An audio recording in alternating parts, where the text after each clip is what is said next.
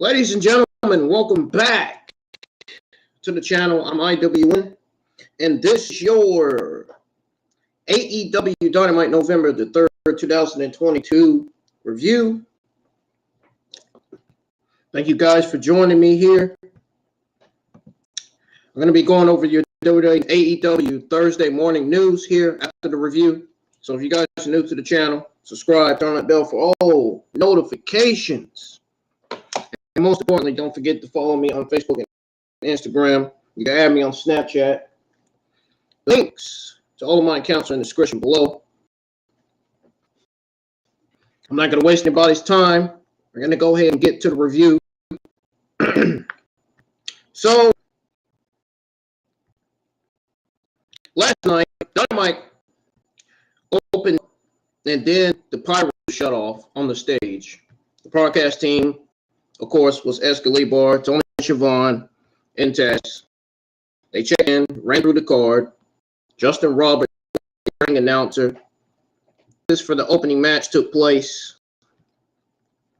We got Darby Allen versus Jay Lethal with Sanjay Dutt and Satnam Singh. And I hope you guys can hear me. Hopefully my mic is on and you guys can hear. Well, anyways, we got Darby Allen versus Jay Lethal with Sanjay Dutt and Satnam Singh at ringside. So we got Allin, who had his ribs wrapped, and Lethal fought at ringside prior to the match. And Sanjay Dutt and Satnam Singh walked to ringside. Singh stood in the way when Allin wanted to go for a suicide dive. Lethal took offensive control and suplexed Allin on the apron, heading into a picture-in-picture break. Yes, guys, I was just live at the AEW Dynamite live stream watch-along last night. So those of you that are there, I hope you enjoyed your here. And I hope you enjoy your time with me here in the live chat as I continue the AEW Dynamite. As I continue your AEW Dynamite November the 3rd, 2022 review. Anyways, as I was saying, so after the picture-in-picture commercial break, Lethal went for a top rope elbow drop, but Allin hooked him into a pin for a 2 count. Lethal came back and went for a lethal injection, which Allin countered by locking him in a sleeper hold. Yes, he put him in a sleeper hold.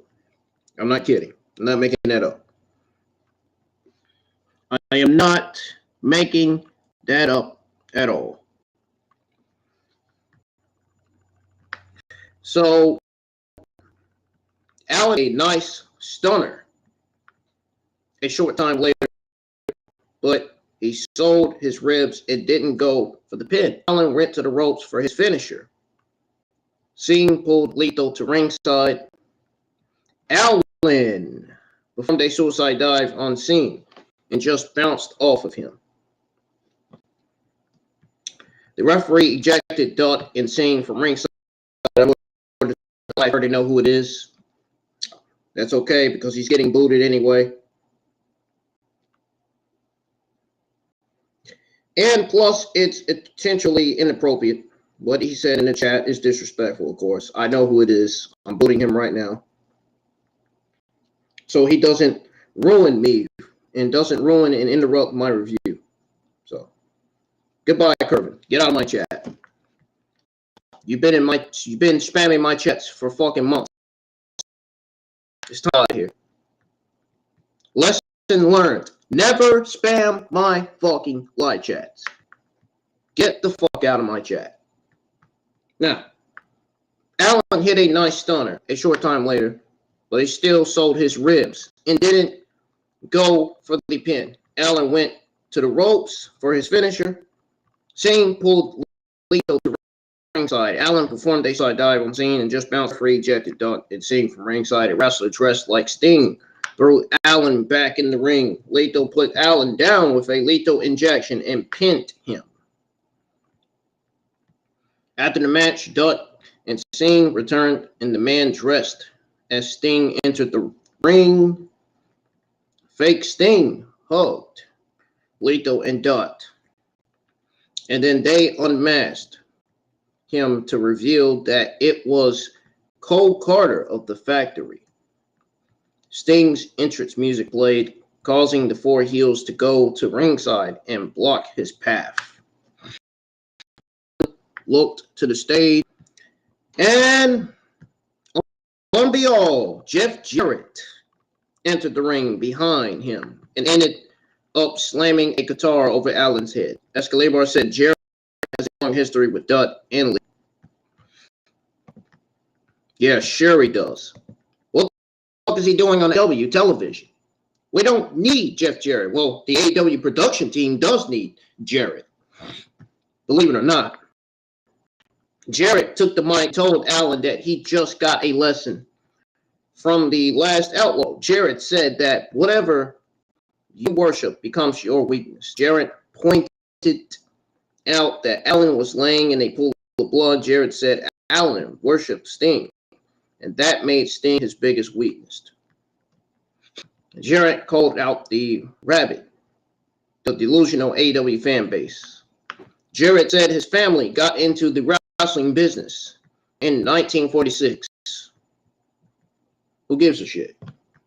He said that wherever the Jarretts went, they left an impact. Jarrett ran through his credentials, whatever it is, whatever that word is. I don't know. The crowd chanted, "You still suck." Jarrett said the fingerprints of his family are all over AEW, just like it sucks when you got trolls like Curvin Abiru spamming the chat saying wrestling is fake. No, it's not. Ticket TV is fucking garbage. Nobody gives a shit about Ticket TV. What even is that? Get out of my chat, dude. Seriously. You're just coming here to spam just to talk shit. Get out of here. You fucking troll. But anyways, he said there would be that by the time he's done with AEW. Jarrett's My World theme played. Now, I'm going to be honest with you. Nobody, not even myself, I didn't expect to see Jarrett pop up on AEW television last night. I really didn't. Now, I'll say this. He did a job in the main event of Ric Flair's last match. But that fucking segment on AEW, it wasn't it. That shit was fucking terrible. That was absolutely terrible. What a terrible segment. I didn't like it. I really didn't. Now, I don't know if he will bring that heel energy to AEW. I would rather see Jeff Jarrett say, I would say, exclusive position. I would rather see Jeff Jarrett get a exclusive position in AEW than see him on TV. Nobody wants Jeff Jarrett on AEW. What is he doing on there?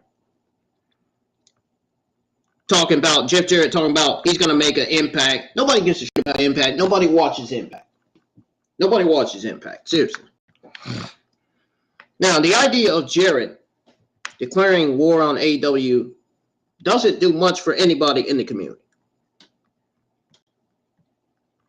I mean, this is nothing against Jarrett, but Jarrett needs to get off TV. We don't need him. AEW does not need Jeff Jarrett on TV. Now, exclusive position in AEW? Yeah.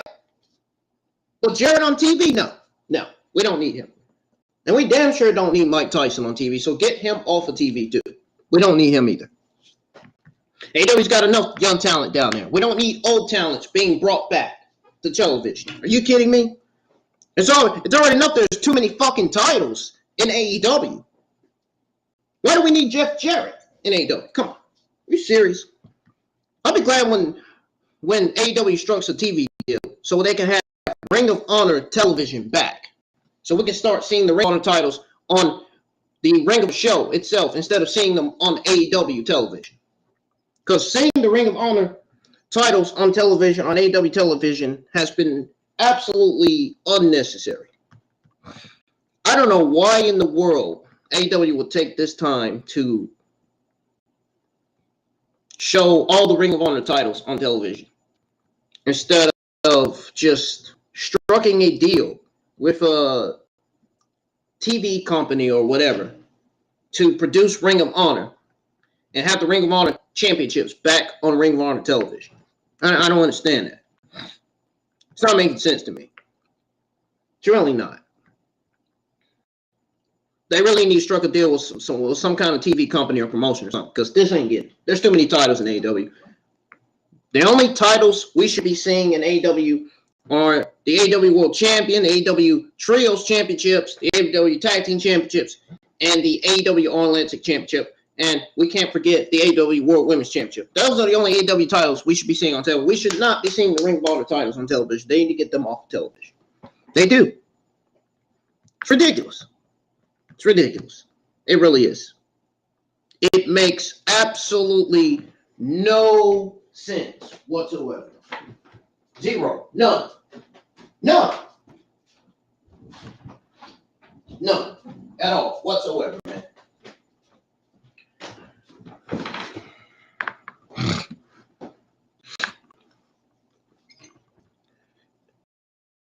Tony Khan stop introducing new wrestlers and focus on all of the talent he's already, used on TV. Talent he already has.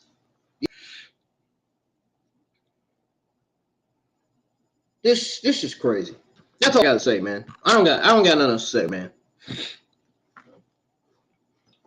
The only thing I'm gonna say is they need to strike a TV deal with Ring of Honor or some kind of TV company or something, so Ring of Honor could be back on television, could be produced again, so the Ring of Honor titles can be prestigious, shown, and important to Ring of Honor television instead of the Ring of Honor titles being shown on AEW television, because this is not blending well with AEW right now.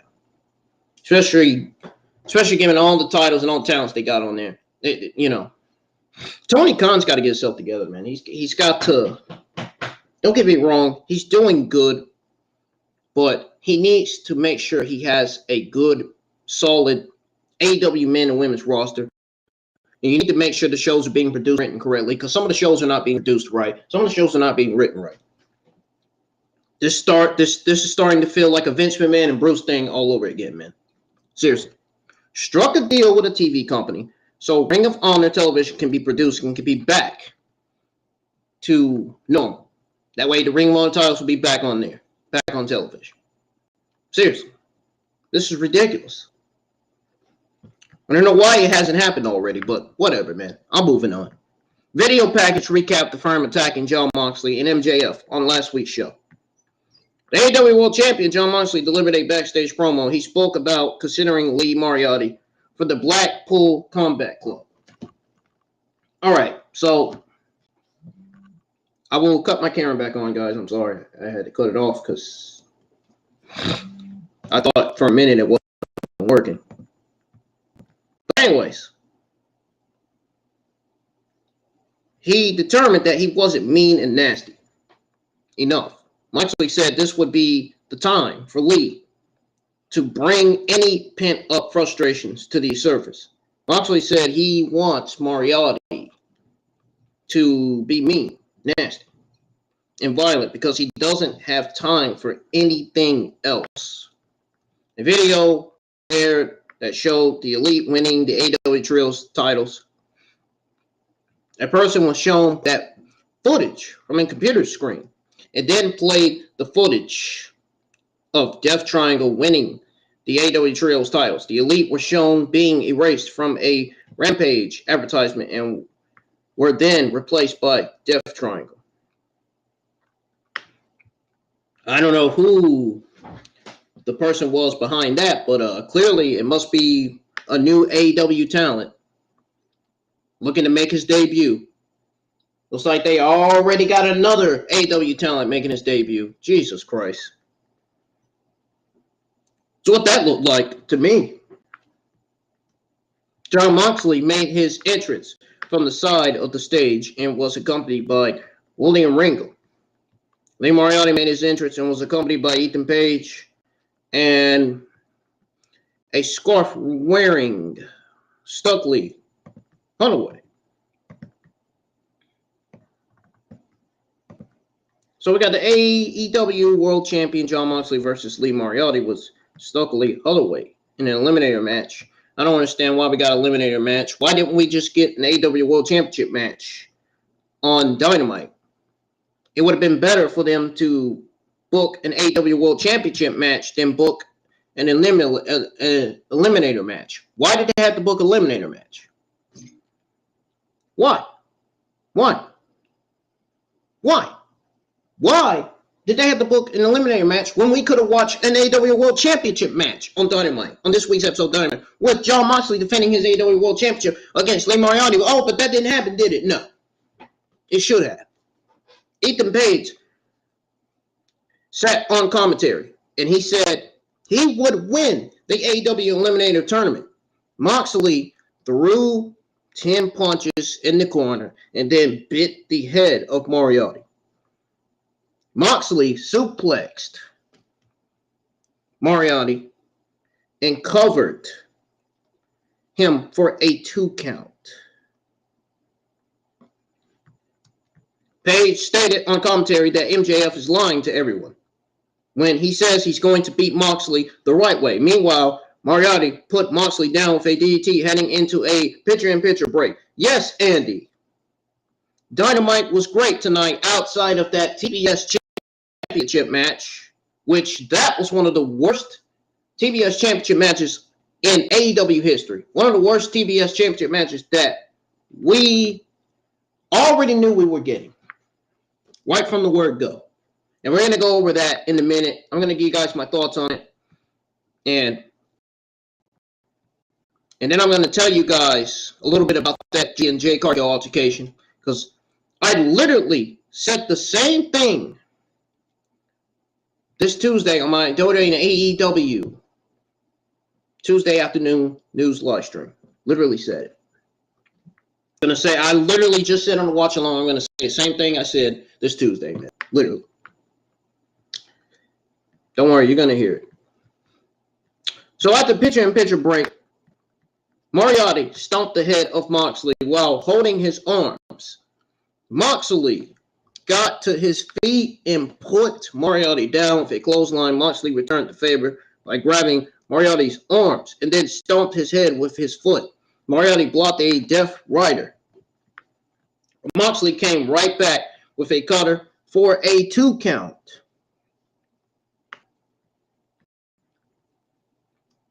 Moxley stood up and let Moriarty hit him with 3 forearms. Moxley fired back, but Moriarty caught him with a knee to the head and then suplexed him. Moxley shot right up and suplexed Moriarty. Moxley took Moriarty down and went for a submission. But Moriarty countered into a crossface. Yes, he countered into a crossface, guys. So then Moriarty released the hold and threw forearm shots to the back of Moxley's head. So when he did that, after he did that, guys, guess what else he did after that? He then reapplied the hold. So Moxley rolled Moriarty into a pin to break the hold, then threw repeated elbows to the side of his head. Moxley applied a submission hold and got the win. So Page left the broadcast table, went to the ring. Page put Moxley down with a boot to the head. Holloway picked up the AEW World Championship belt and placed it on Moxley. This was an entertaining match with an outcome that was never in doubt.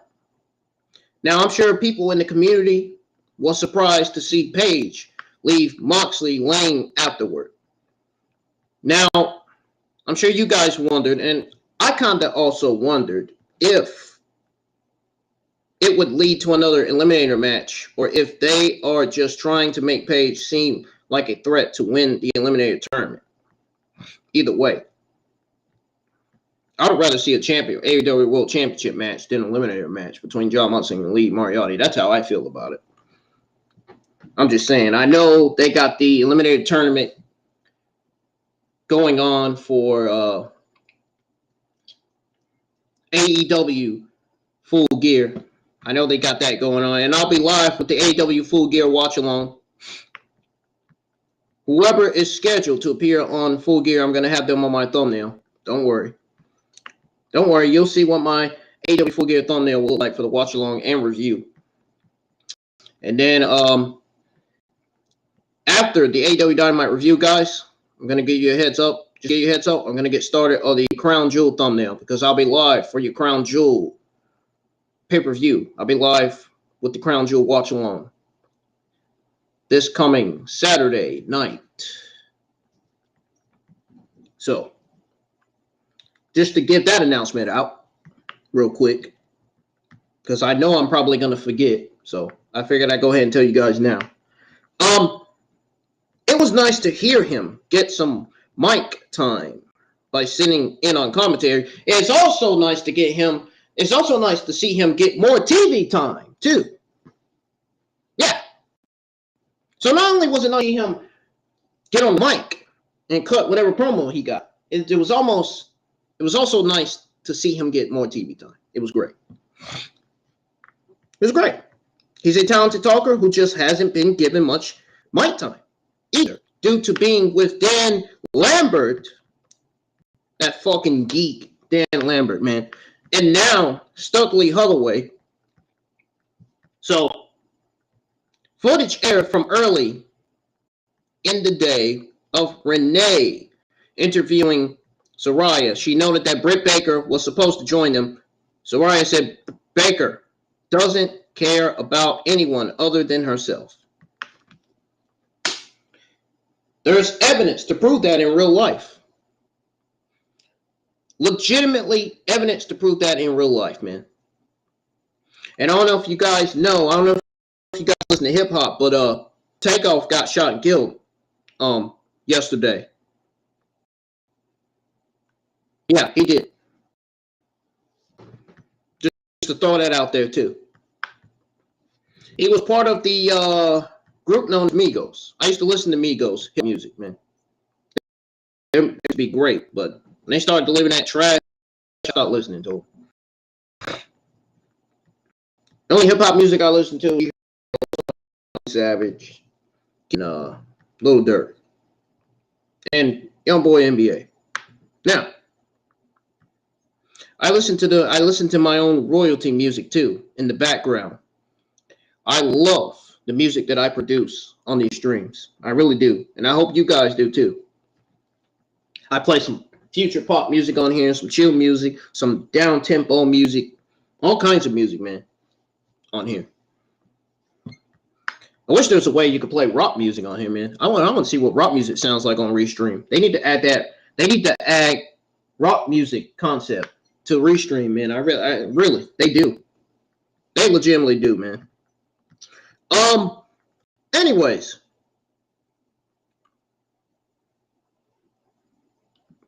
Renee Young, I'm going to call her Renee Young because that's what she used to be in WWE. That's what I remember.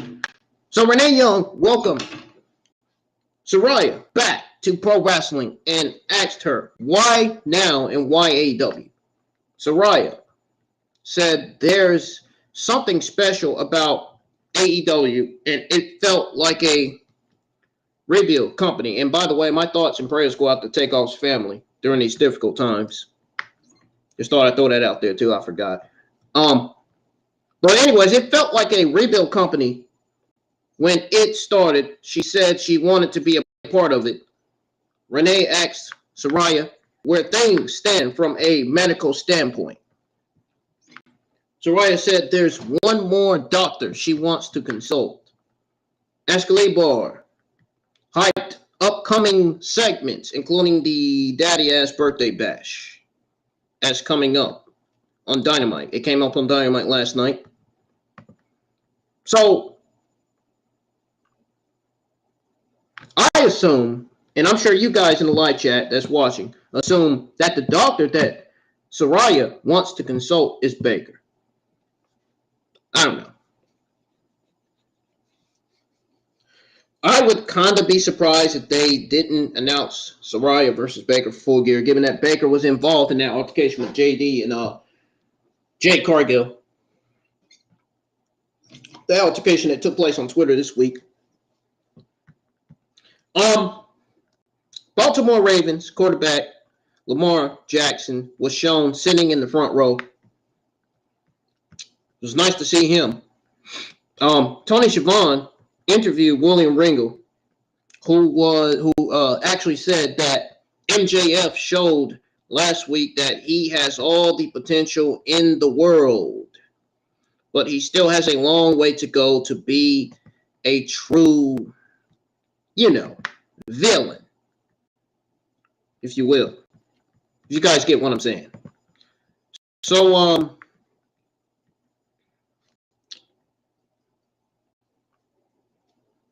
what I was going to say. Wiggle potential won't help MJF become AEW World Champion when he has to face you know who. You guys know who. Come on. A real demon in Jon Moxley. The acclaimed Matt Caster and Anthony Bowens made their entrance along with Billy Gunn, who had his fingers wrapped on both hands. There was a table set up in the ring with covered items. Caster wrapped on his way to the ring, the crowd saying "Scissor Me Daddy." Bowens said it had been a tough weekend for them because Swerve Strickland attacked Gunn and now he can't scissor. Oh my God, that sounds terrible, man. That sounds like a horrible story, man. Sounds like something somebody would say out of a fucking horror movie, man. Seriously. Legitimately, man. No kidding. Like on some real stuff, man. For real. Bowen scissored the cameraman and then said they couldn't have a birthday bash without scissoring. Caster unveiled the first item on the table.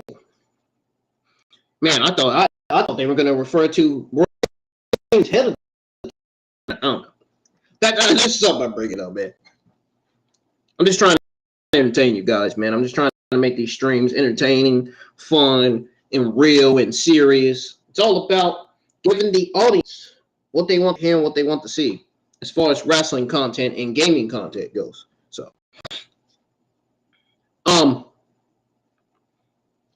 Caster unveiled the first item on the table, which was foam scissoring fingers, which Gunn put on and used to scissor. Caster said AEW now stands for acclaimed every Wednesday. Bowen said it's a fact of life that everyone loves the acclaim. Bowens asked who brought gifts for Daddy Ass. He asked who had gifts for him and then looked to the crowd. Bowens pointed out fan-made scissors and signs. He took a pair of scissors that a young fan had and brought them to the ring for Gunn. Bowens said they were far from done. He said Gunn had been in the business for over 30 years and accomplished a lot, which we all know that. He ran through some of Gunn's credentials, including that he was part of the worst segment of all time, a reverse battle royal. Caster unveiled a world's greatest daddy trophy. A daddy ass chant broke out. Bowen said they had one final thing. He said he planned to have special guests, but two canceled at the last minute, and others were upset that he didn't go to the reunion. The crowd got a kick out of the reference to the DX anniversary segment. Bowens unveiled a certificate of adoption. Bowens said he and Caster already signed it. They just needed a signature from Gunn. I get to be your daddy? Gunn asked. Austin Gunn and Colton Gunn interrupted. while walking onto the stage. And as boys' chant broke out, Austin asked if their invitation was lost in the mail. Coulter said that even though they weren't invited, they still got Billy a gift. Will Marcy showed up in the ring and put Billy down with a big boot. No, I'm not crying, guys. Just my nose. My nose bothered me, that's all. Nose kind of running a little bit. The Guns joined Marcy in beating up Caster, Bowens, and Billy Gunn. FTR, Dax Harwood, and Cash Wheeler made their entrance and headed to the ring in a non-wrestling attire. FTR ran off the Guns and Marcy. Harwood and Wheeler picked up the AEW tag title belts and looked at them before slowly handing them over to Caster and Bowens. Tony Schiavone interviewed Britt Baker and Jamie Hayter in the backstage area. I love Jamie Hayter. I love the work that Jamie Hayter is doing. I'm a huge fan of her and her work, man, and her looks. She looks very, very beautiful and fantastic. I'd love to go on a date with Jamie Hayter, to be honest. Really. She's that good with me. Seriously. Personally. Baker said the interview was on her time, in her world. Hayter said she's been a victim of conspiracy and just wants to wrestle. Seems like Jamie Hayter's the victim and Britt Baker's the suspect. Because remember, Britt Baker broke up that pin from whoever Jamie Hayter was pinning in that AEW interim Fatal 4-Way Women's Champion. I'm not going to say who, but she was pinning somebody in that match. But, yeah. Baker said they should wrestle together and called for AEW to find a team for them to face on AEW Rampage. Well, they gave them Sky Blue and Madison Rain, come to find out. That's what we found out on AEW Dynamite last night. Ladies and gentlemen, heads up, it's Thursday morning. I said it in the open. After all, this is your November 3rd, 2022 AEW Dynamite review. I mean, I didn't get to go live with it tonight, but I am here live with it now. And with my review so far, guys, let me know in the live chat and give this stream a thumbs up, please. Now, moving on with the Dynamite review here. Jericho, Gallagher, and Daniel Garcia made their entrance to Judas. And we were alluded to Judas chants in the arena. The song the fans were to be fans. The AEW geeks. The crowd. They were introduced by Ring of Honor ring announcer Bobby Cruz. Jericho said it made that Claudio Castagnoli got a taunted win for him last week. Jericho said he's ready for his open against any former Ring of Honor champion. Jericho emphasized that it be a world champion or any other champion. I'll even whip Lamar Jackson's ass. Jericho smiled, and he said Jackson was shown in the crowd. And he put his face down while laughing. Jericho called for the former Ring of Honor champion to actually show himself. Shockingly, we got Colt Cabana making his entrance to a good reaction. Cabana had tape on his right shoulder. I assume it was a one-time match for Colt Cabana. I mean, there's no way of bringing Colt Cabana back. I mean, he's the reason why the backstage and heats in AEW. So, we got Chris Jericho with Daniel Garcia at ringside versus Colt Cabana for the Ring of Honor Championship. Colt Cabana was a babyface, and he was going up against Chris Jericho, of course. Allin Ricaboni sat on commentary. The crowd chanted welcome back for Cabana. Had a tense handshake with Chris Jericho. Cabana took offensive control to start. It was hour 2 of AEW Dynamite last night, and Jericho rolled to ringside. Cabana followed and fought with Jericho on the floor. Cabana got Jericho on the ropes. Cabana set up for the Chicago skyline. Both men tumbled awkwardly to the floor, heading into a picture-in-picture break. After the picture-in-picture break, we got Colt Cabana being caught catching Jericho in the Billy Goat's cruise momentarily. Colt Cabana did his Superman pin and had Jericho, but Hager pulled Cabana's arms from the floor. Cabana performed a springboard moonsault onto Hager and Garcia. Cabana returned to the ring and ended up eating a code breaker, which led to Jericho getting the pin. I'll tell you one thing, Cabana sold that fucking code breaker well, man. He really did. After the match, Matt Menard and Angelo Parker grabbed Ian Riccaboni and brought him to the stage. Jericho removed Riccaboni's glasses and put them on, then threw them on the ground. Claudio Castagnoli ran out and attacked Jericho before he could get to Riccaboni. Castagnoli was quickly outnumbered.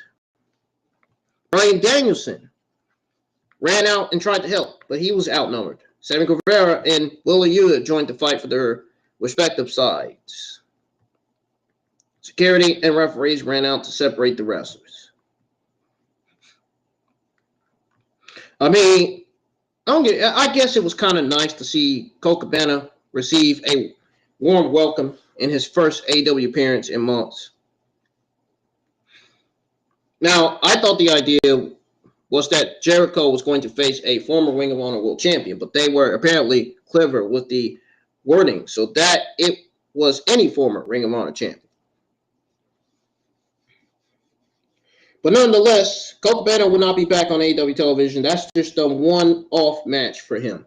That's just that's just only one match in his book. We won't be seeing Colt Cabana in AEW again. Especially after it was rumored that he was the one that started all those backstage heats and fights that we've been getting news on.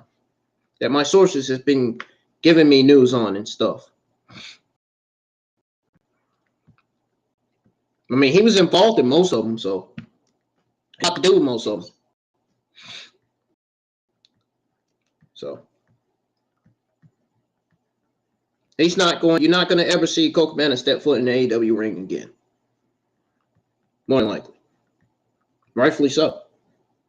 So, Renee Young interviewed Death Triangle Pac, Rey Fenix, and Penta El Zero Miedo, alongside with Alex Arantes, or shall I say Arantes. You know, every time I see the name Penta El Zero Miedo, it makes me want to say, hey, yo, me go! That's what I say to that Hispanic man down the street from my house, man. Yo, me go! You know what I'm saying? Man, I don't know, man. I guess I'm just being funny. I'm silly. I'm something, man. I'm something else, man. I can't be when I want to be. Renee asked Fenix how he felt about the possibility of becoming a double champion. Fenix spoke positively about winning the AEW All-Atlantic Championship. Pac told Fenix that if he wanted real revenge for Death Triangle, the hammer could be his golden ticket. Pac said, the choice belongs to Fenix, and it's just something to consider. They are continuing to tease the breakup of Death Triangle. It's only a matter of time before Pac finally turns on Rey Fenix and Penta. And then we get Pac versus Rey Fenix and for one pay-per-view, and maybe Pac versus Penta for the next pay-per-view. Justin Roberts stood inside the ring with referee Rick Knox, who was holding a dream opponent contract for the winner of the All-Atlantic Championship match. Entrances for the match took place while Escalibar explained that the winner of the match would face a dream opponent on Fridays, like AEW Rampage, which the winning Orange Cassidy. We got Orange Cassidy versus Luchasaurus with Christian Cage versus Well, Chris Cage was at ringside for Luchasaurus versus Orange Cassidy and Rey Fenix, with Alex in ringside as well. For the AEW All-Atlantic Championship, Excalibur stressed that there are no disqualifications in 3 matches. Cassidy and Fenix to clear from the ring. Cassidy hit the light leg kicks on Fenix. Performed a tornado DDT for a 2. Luchasaurus returning to the ring, both opponents down with a double shoulder block. Luchasaurus was in control, heading into another picture-in-picture break. So after picture-in-picture break, Christian Cage was at the broadcast table, coming out of the break. Cassidy hit the orange punch on Luchasaurus. He tried, who ended up at ringside, actually. Cassidy and Fenix dove at Luchasaurus, who stuffed them and ended up putting Fenix through a table with a chokeslam. Luchasaurus tossed Cassidy up the ramp and tried to clothesline him on Luchasaurus. Tries to clothesline him on the stage, and then Cassidy ducked the clothesline and went for a punch that Luchasaurus caught. Luchasaurus then set up for a chokeslam off the stage. Jungle Boy Jack Perry came out and hit Luchasaurus. He came out and hit Luchasaurus with a chair. Cage got up and was chased to the back by Perry, who returned and hit a running crossbody. Yes, folks. He hit a running crossbody block on Luchasaurus, which sent both men crashing through the table that was set up on the floor next to the stage. Pac ran out and rolled Cassidy inside the ring, then handed Fenix the ring bell hammer. Fenix tossed the hammer aside and returned to the ring. Cassidy rolled Fenix into a pin for a 2 count, then reversed it and got a 2 count of his own. Fenix super kicked Cassidy. Fenix rolled into a move attempt, but Cassidy caught him with the orange punch and pinned him. Pac attacked Cassidy after the match. Referee Rick Knox held the title belt and the dream match contract.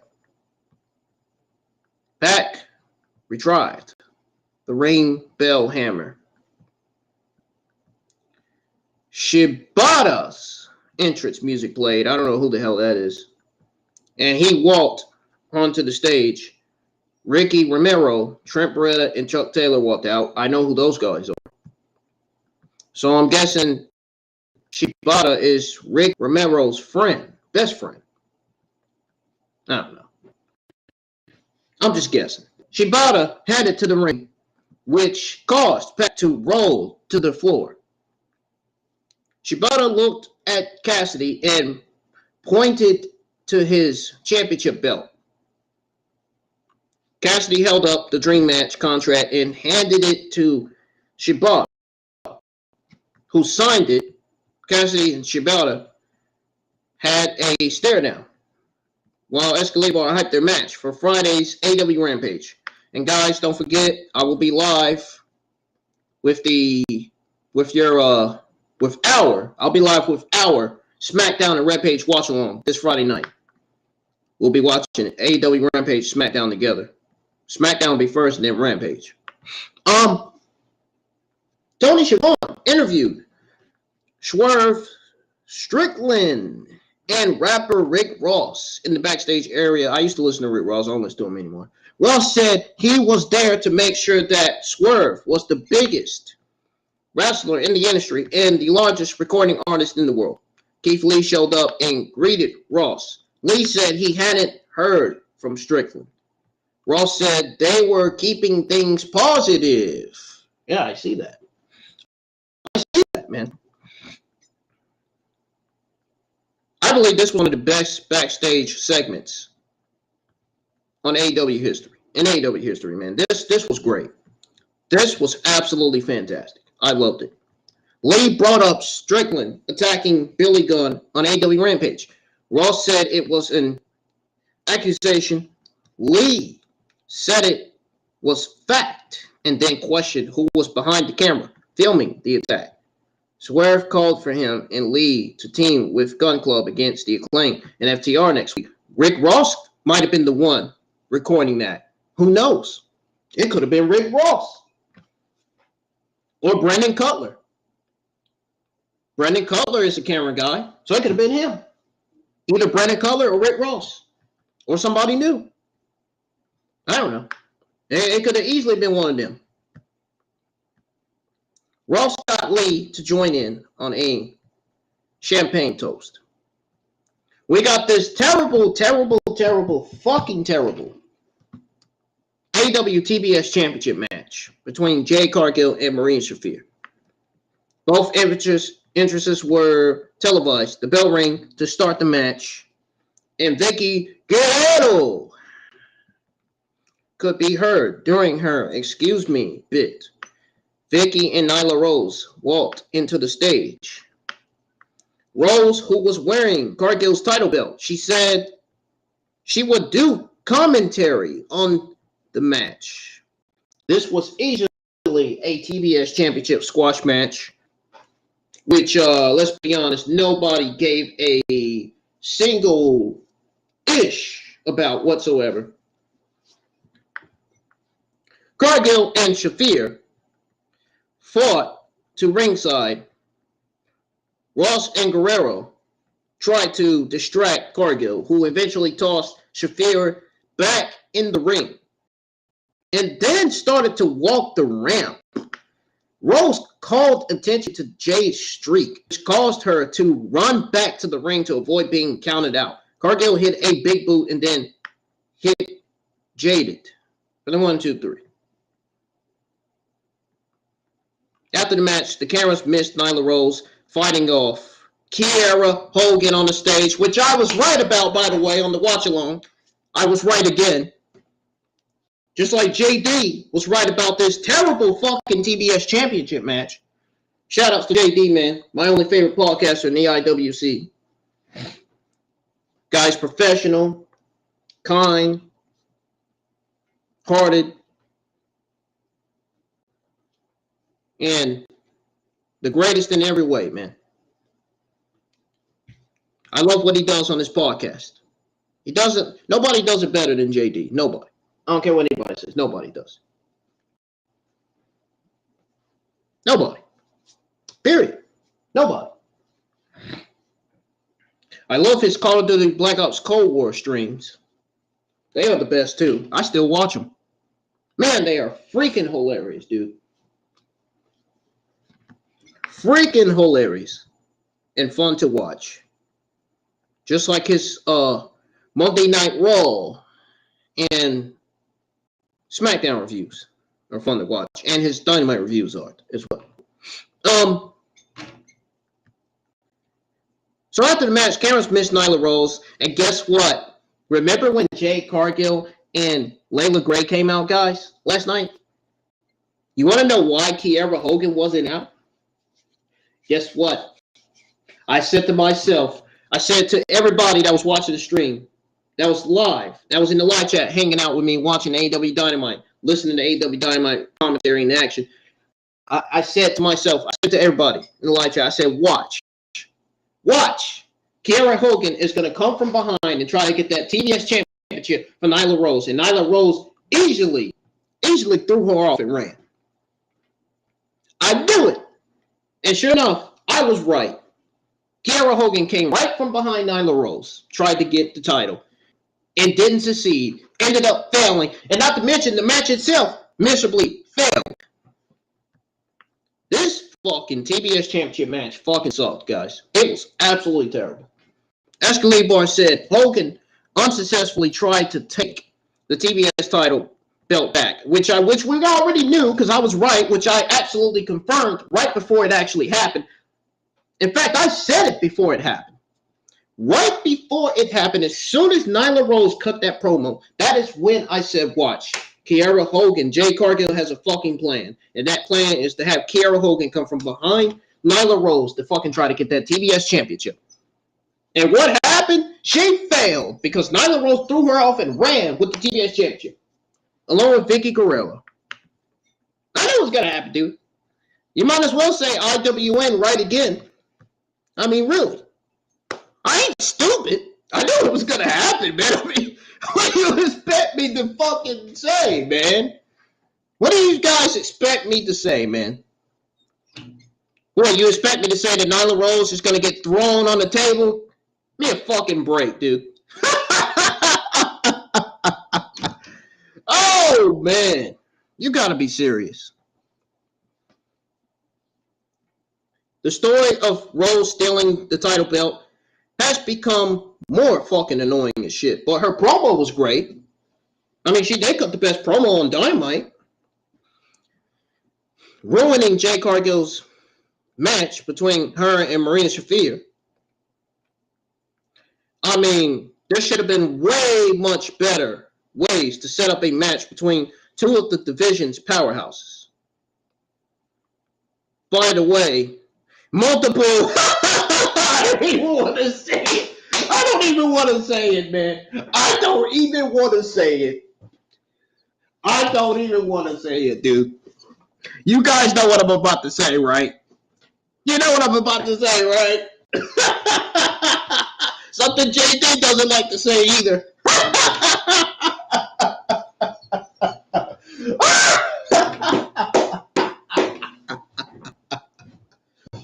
Oh, man. I'm about to say it, man. Nope, I'm not saying it. Nope, I'm not saying it, dude. I'm not saying it, man. Nope. I'm not saying it, bro. Actually, I am saying it. I am saying it, man. This guy have you guys laughing. Multiple Impact.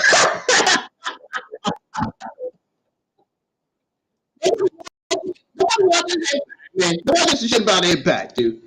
Impact Wrestling ads have aired on DirecTV last night. Nobody gives a shit about Impact. Nobody cares. How many people not watching on Impact? 4? 3? Probably 2. Which would be even more sad. They had 2 people watching Impact. I mean, Impact's barely even getting any views. They're barely even getting any likes, man. They're barely getting attention. Look at the people that left Impact already. And I went from Maria Kanellis, Mike Kanellis, Taven, leaving Impact, to Mia Yim leaving Impact. I could see Mia Yim going to AEW. I actually had a dream about Mia Yim making her AEW debut.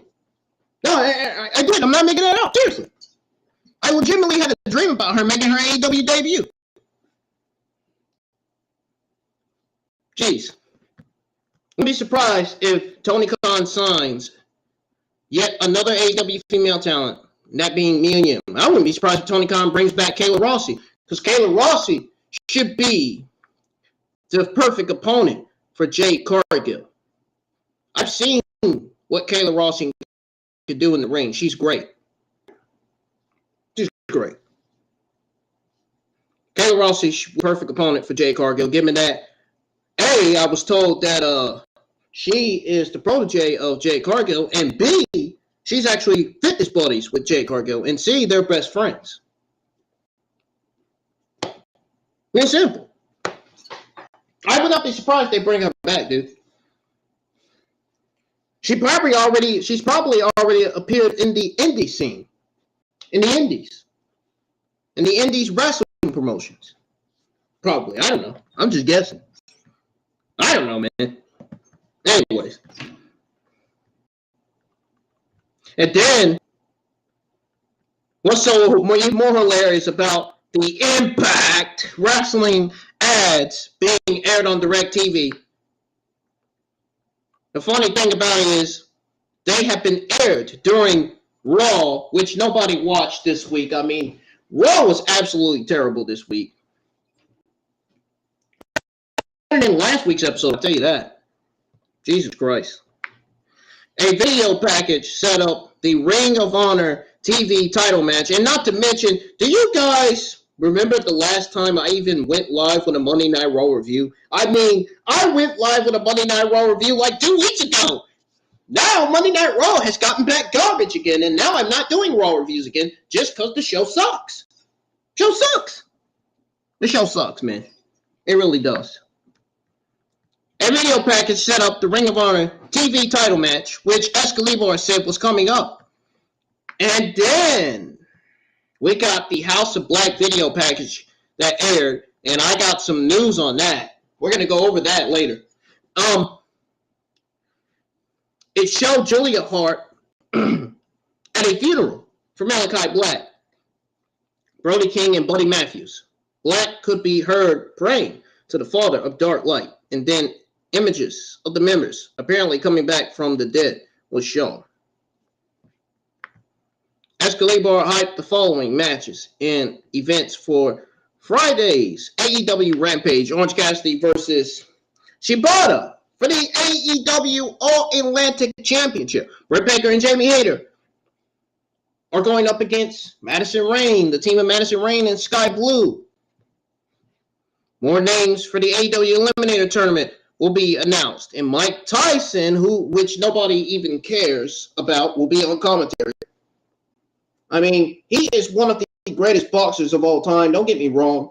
But don't sign Mike Tyson if you're thinking about having him become a professional wrestler, because I don't think he even stands a chance of being a professional wrestler at all. I really don't.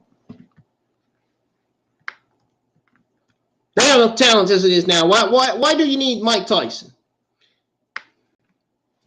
Mike Tyson's not going to boost up the AEW Rampage viewership ratings. It's not the fans' fault that the AEW Rampage ratings have been going down to all-time lows and flopping and shit and dropping like flies. You know what I'm saying? Jesus Christ. Book better matches on Rampage. Book better matches, better segments, better storylines on Rampage. If you could put better matches, better segments, and better storylines on Rampage, maybe the Rampage viewership ratings will go up. But no, you're booking all this garbage, all this trash on Rampage that nobody asked for. Really? Come on, man. You really think that anybody's going to be watching Rampage when AEW is producing garbage on Rampage television? Seriously? You really think the audience is going to be there to watch garbage? Come on, man. Give me a break. Write and produce better shows, AEW. Write and produce better Rampage, Dark, and Elevation shows. What you need to do with Elevation and Dark is start booking actual competition instead of booking squash matches after squash matches after squash matches every single week. Nobody gives a shit about those matches, man. We need real matches on Dark and Elevation, not squash matches. Okay? Dynamite is sitting at number 1 as far as AEW goes. Rampage is sitting at number 2. Meanwhile, Dark is sitting at number 3. Elevation is sitting at number 4. It's telling to me like the Elevation and Dark shows need to get better. It's telling to me like Dynamite is the only show that's even doing good right now. There are some good things on Rampage, but not everything on Rampage is great. Not everything on Rampage is fantastic. Not everything on Rampage is incredible. Not everything on Rampage is decent. Not everything on Rampage is solid. Not everything on Rampage is all that bad. Okay? So, what AEW needs to do, make sure they have a solid men and women's roster. Strike a TV deal. Bring back Ring of Honor television. So Ring of Honor titles and Ring of Honor tag team titles will be back on Ring of Honor television. So we can start making the AEW World Championship, the AEW All-Atlantic Championship, the AEW Women's Championships, and all the other AEW Championships relevant on AEW television. And then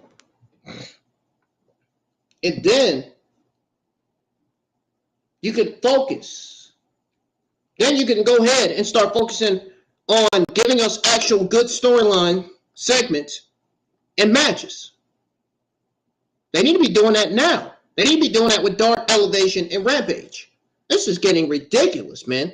All this freaking god-awful segments and matches we are getting on Dark Elevation and Rampage. It's uncalled for, man. The shows need to be better, man, in AEW. I can see why some of these podcasters and these freaking journalists are shitting on AEW in some of their shows. They're not getting any better. The women's division, just like the women's division, it's not getting any better. Toni Storm feels like she's just feeling embarrassed to be AEW Interim Women's Champion. That's not good. That's not a good thing. That's not a good sign to be feeling embarrassed as an AEW Interim Women's Champion. Jade Cargill, her title reign as TBS champion has been absolutely terrible since she first became TBS champion. Ever since Jade Cargill became TBS champion, all we've been getting is terrible squash matches after terrible squash matches after terrible squash matches after terrible squash matches after terrible squash matches after terrible squash matches. I know, I'm doing like a robot. I know. I'm doing the Charlotte Flair robot thing. The android. Yeah, I know. I know it's hilarious. But we have been getting terrible TBS squash matches. There needs to be real, actual TBS championship matches instead of TBS squash matches. When I'm watching Jade Cargill's TBS matches against Athena, Marina Shafir, Rolla Michael, and Toni Storm and Thunder Rosa, I'm seeing squash matches. I'm not seeing real TBS championship matches. I'm seeing squash TBS championship matches. Like 1-2 minute matches. We should be getting 4 or at least 5 or 6 minute TBS championship matches, at least. Why are we getting 59-second, 1-2 minute TBS championship matches? Those are squash matches. You might as well say that. You might as well say that. Nobody has been able to beat Jade Cargill because they weren't given more TV time in their TBS championship matches. None of these females that were opponents for Jade Cargill's TBS championship matches were given more TV time. So that right there tells me that A, Jade Cargill is just like Britt Baker. She's all about herself and not about the women's division. And B, the writing and producing needs to get better. And C, the booking as well. And then Jade Cargill, Britt Baker, and Tay Conti want to go on a rant, want to go on Twitter and fucking call JD these names like a fat slob. Want to go on Twitter and call him a fat slob and say that he's living in his mama's basement. Well, why don't you do us all a favor? Stop fucking getting mad at JD. And why don't you start taking your anger and your blame out on AEW, Tony Khan, and his producers, writers, and management? That's who you need to be taking your anger out on. AEW, Tony Khan, and his producers, writers, and management are the reasons why Britt Baker, Jade Cargill, and Tay Conti's bookings and producing. No. What I'm trying to say is, listen up, what I'm trying to say is, AEW, Tony Khan, his producers, writers, and management, if he even has any, are the reasons why Jade Cargill, Britt Baker, and Tay Conti were misused, treated, wasted, and booked like complete dog shit. Period. Can't believe I'm using the word that Kiera Hogan uses on TV. Jesus Christ, dude. Legitimately, AEW are responsible for how they book and use Jade Cargill, Britt Baker, and I'm about to say Tony. Jesus Christ. Tay Conti. They're responsible for how they book and use Jade Cargill, Britt Baker, and Tay Conti on television. They are responsible with how they use and book Reveal. Rebuild's barely even been used. She's being kept off TV. Buried. Wasted. Jade Cargill, buried. Wasted. Title reign, terrible. But I'll give Jade Cargill a lot of credit. Jade Cargill is great in the ring. She has a great character gimmick going for her. And her attires are on fleek, man. Her attires are freaking dope, man. I love her attire colors. But her TBS Championship reign needs to get better. It's getting terrible. It's getting worse and worse and worse. It's time for her to drop that title. It seems to me like they are doing the same thing with Thunder Rosa, which they are. I'm here to confirm and tell you they are. They're doing the same thing with Thunder Rosa, making her title reign look as worse than what it is already. It is time for Thunder Rosa to make her return and start booking Thunder Rosa versus Jamie Hayter and to have Jamie Hayter become the new AEW Women's Champion. That's what needs to happen. Thunder Rosa versus Jamie Hayter. We need Jamie Hayter as AEW Women's Champion. It is her time now. After Britt Baker screwed Jamie Hayter over in that Fatal 4-Way match, I think it's time for Jamie Hayter. I think it's time for Jamie Hayter to be AEW Women's Champion. I think it's safe to say Jamie Hayter deserves to be AEW Women's Champion at this point. All because she was built up to that point. Built up all the way to that Fatal 4-Way match. All the way to that point. That stupid, snot-nosing Britt Baker had to fucking cost Jamie Hayter the fucking match. Had to. Why? Why? Because it was in her stupid political agenda. It was in her idea to screw Jamie Hayter, to break up the pin between Jamie Hayter and whoever she was pinning in that Fatal 4-Way match in AEW All-Out pay-per-view. Ridiculous, man. Ridiculous. Jamie Hayter, believe it or not, Jamie Hayter is one of my favorite female talents. Her gimmick is great. Her entrance is great. Her theme song is great. Her music is great. She is great at what she does in the ring. And she got hella good looks. She is fucking fine as hell. I'll tell you that. She really is. I'm telling you, man, I love to go on a date with her, man. I'm telling you, man. I've been praising Jamie Hayter ever since she first turned heel, man. Like, dude, she was great up until that point, dude. She's still great. She's doing great for herself right now. And it's safe to say without Britt Baker, Jamie Hayter would be left on the shelf. For sure. And speaking of Britt Baker, she's great. Same with Britt Baker, she's great. She's got a great entrance. I love that fucking entrance, man. It sounds evil as shit. I love her great entrance.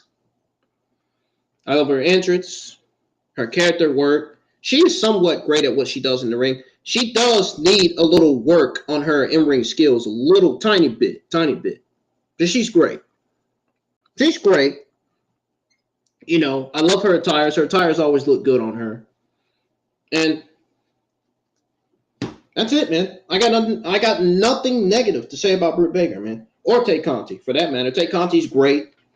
I don't know how you could fucking waste somebody like Tay Conti on Rampage. What are they doing having Tay Conti on Rampage when she should be on television? Why don't you have somebody like that on television, man? I don't get it. And it's already sad enough that Tay Conti was treated like complete garbage on NXT television. She was a heel. I ain't gonna lie. I think they should give Tay Conti that heel character that she had in NXT. I love that theme song that Tay Conti had in NXT, that no rest for the wicked, no sleep. I love that fucking theme song, man. I loved that. I really did. I loved it.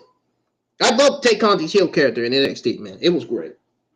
But they treated her like complete shit as a heel.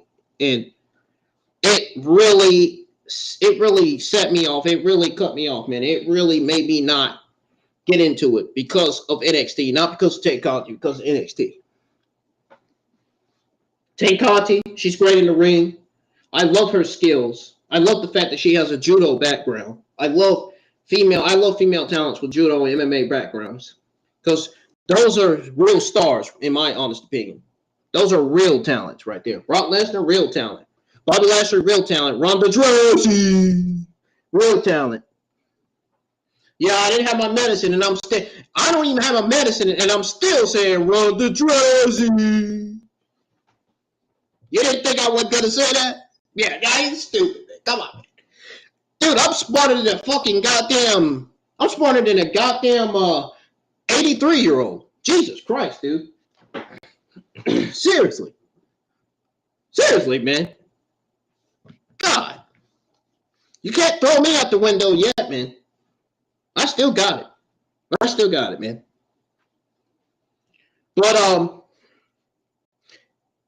I hate to say it, but as far as that altercation between JD and Jade Cargill goes, which I was going to get to, it's safe to say that Jade Cargill, Tay Conti, and Britt Baker does owe JD an apology. I don't think that was right what they said. I think it was what they said to JD was disgusting, disgraceful, disrespectful, and ugly. They were being very, very ugly to JD on Twitter. Even Rebuild was being very ugly to JD on Twitter, referring to him as a sexist. That wasn't right. That wasn't right, man. You can't go on Twitter and do that and say that to somebody that is carrying the IWC community right now. The only greatest podcast in the entire IWC. How dare they do that, man? They can't. They gotta think before they tweet out something. They got to use their fucking brains before they tweet out something, man. They can't just be pushing something like that. You live in your mama's basement. Something like you live in your mama's basement or whatever she said on Twitter, man. You can't say stuff like that.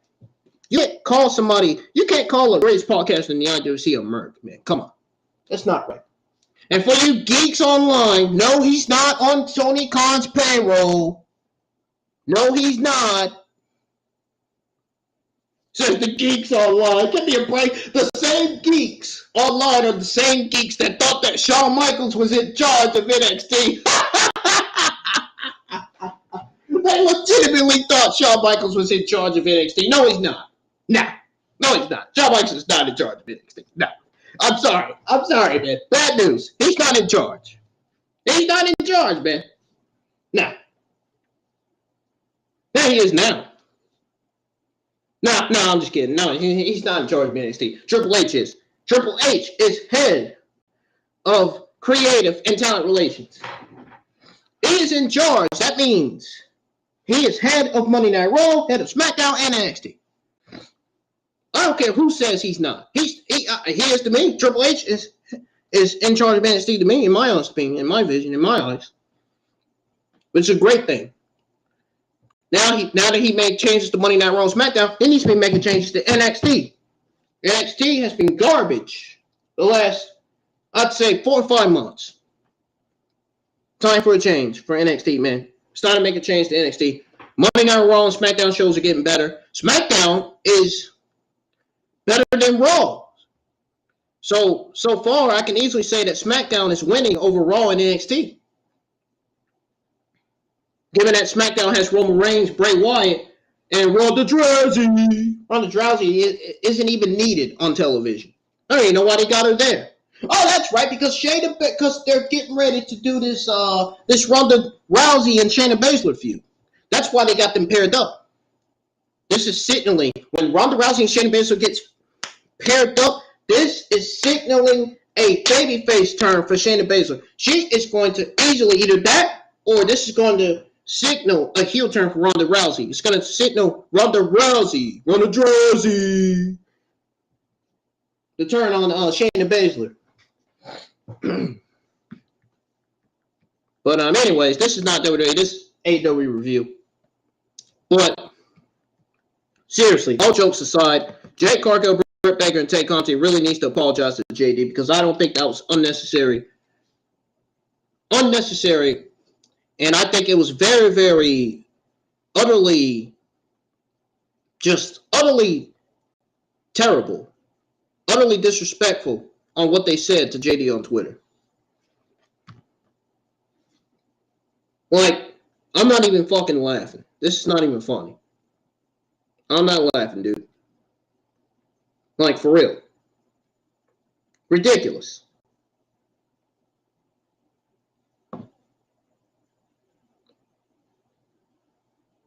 Why would you tell JD that he lives in his mother's basement? That's like saying my grandmother lives in. That's like saying my grandmother lives in her brother's basement. You know what I'm saying? That you can't say stuff like that. Come on. Jade Cargill has to think, man. She really does. She really has to work on her behavior, man. It's not cool. That's not cool. Jade Cargill has basically brainwashed Britt Baker, Tay Conti, and Rebuild after that. We can basically say that. Then the geeks online probably saying, oh, well, Tay Conti, Jade Cargill, and Britt Baker didn't mean no harm. Oh, sure thing. Sure thing, man. Sure thing. I'm not believing that. Nah. You ain't about to make me believe. You're not about to make me, these geeks online not about to make me believe that. No. There's no way. There's no way in hell I'm believing that. Come on. Are you freaking kidding me, man? People need to grow up, grow some balls, know your role, shut the fuck up, and move the fuck on. Keep it moving. Keep it moving, man. Seriously. Same with these trolls and spammers online. Grow up, grow some balls, stop spamming and hacking people's accounts, stop trolling people, and move along. Nobody has time to be seeing trolls spamming other people's live chats and stuff. Nobody has time to be seeing somebody tweeting somebody else, mentioning somebody else's name in a tweet in a negative way. Nobody has time for that. Seriously. Get a life, man. And you know what? I hate to say this. Don't get me wrong, I love Britt Baker and Tay Conti. I love Tay Conti. Tay Conti is a better professional wrestler than Britt Baker and Jade Cargill. But don't get me wrong, I feel like, and this is no offense to Jade Cargill, Britt Baker, and Tay Conti. I'm not trying to sound negative or nothing, but it's almost like all those tweets they made to JD. It's almost like they were acting like a bunch of 15-year-old versions, 15-year-old girls. It's almost like they were acting like 15-year-old girls on Twitter, man. Seriously, man.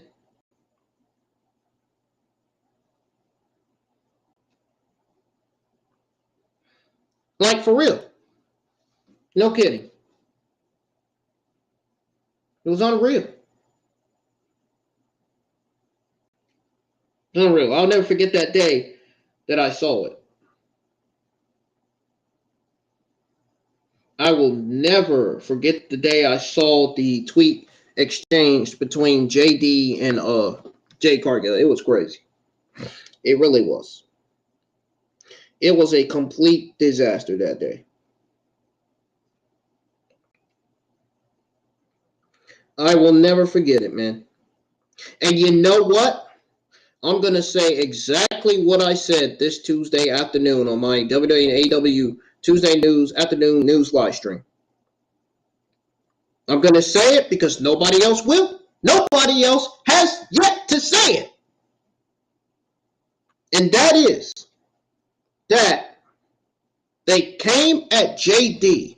Listen. I'm going to cut the camera off for a second. They came at JD simply because he's a man with a comment on anything women do. I mean, where were they when he thrashed the men exactly the same way? Like, legitimately, where? That's almost like saying, bitch, where? You know what I'm saying? Those women thought if they united like Voltron and Megatron and Optimus Prime from Transformers, they have enough power to cancel JD. Legitimately. Jade, Tay Conti, and Britt Baker owes a lot to JD and doesn't even realize it. They don't even realize it. He praised this woman's growth. Unfortunately, her opponent has been in both companies and has barely gotten better. And we're talking about Marina Shafir. I'm talking about Marina Shafir, man. The entire company absolutely hated their last match. Period.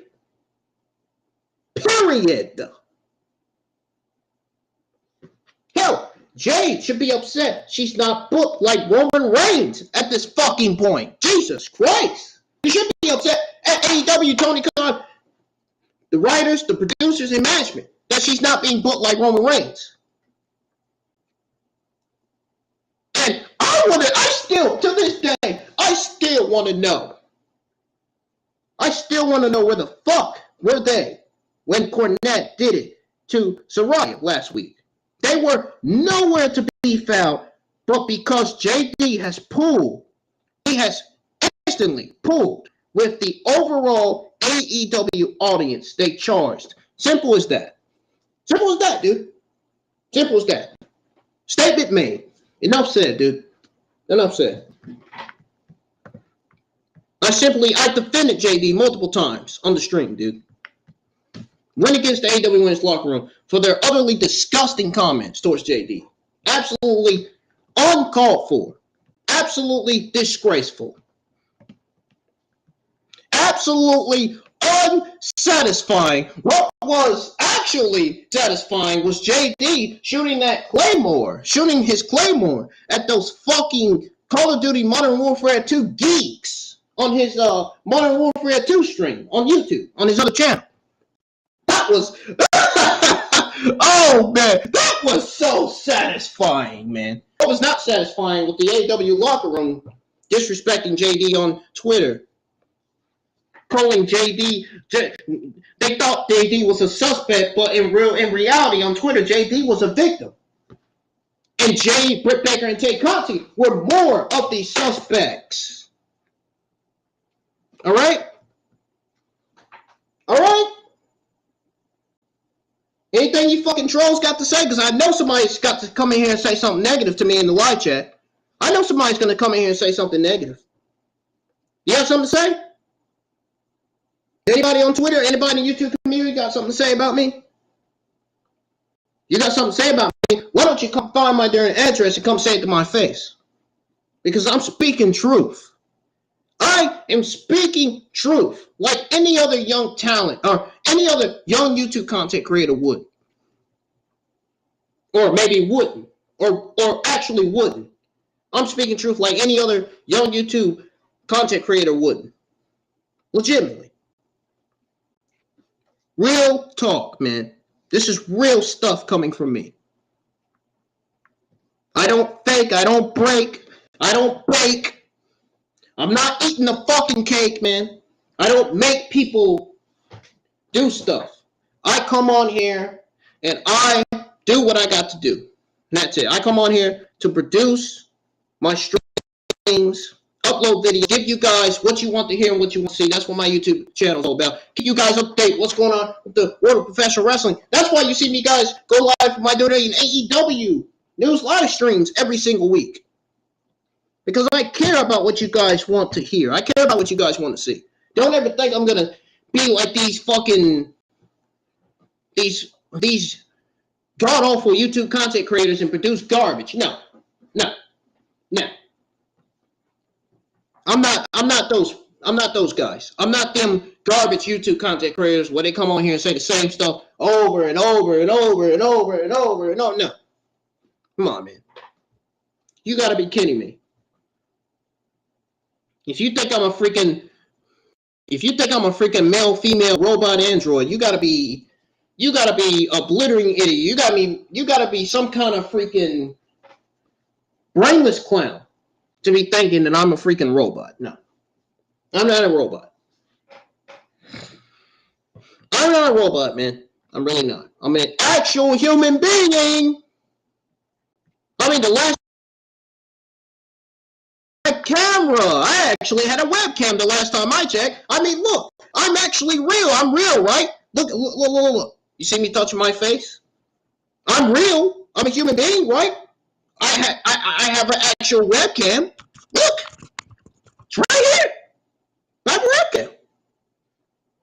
I'm not a robot. I'm not this. I'm not the android Charlotte Flair on TV.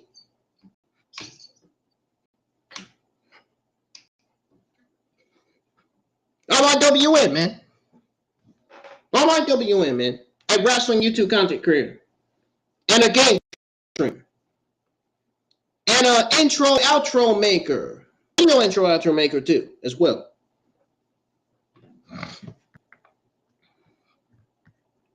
And I'm employed. I work at KFC. I'm a YouTube content creator. I mean, I got something going good for me. But seriously, man, all jokes aside, man, please, Jade Cargill, Britt Baker, and Tay Conti, for the love of God, please apologize to JD on Twitter. You know, I love females. I respect females, but don't get me wrong. When females cross the line and say stuff, man, it makes a male not want to respect them sometimes. When they say bad stuff and do bad stuff, you know. Like tweeting out, calling out somebody, calling someone an asshole or a freaking idiot, or saying that this person looks like the size of a fucking 7-foot tall giraffe, or, you know, come on, man. Seriously. This person lives in his mama's basement. That person lives in his mama's basement. Or that person lives in her mama's basement, or her daddy's basement, or her brother's basement. You know, come on. That's ridiculous. It's ridiculous, man. All right, guys, we're going to continue the AEW Dynamite review. As I was actually saying,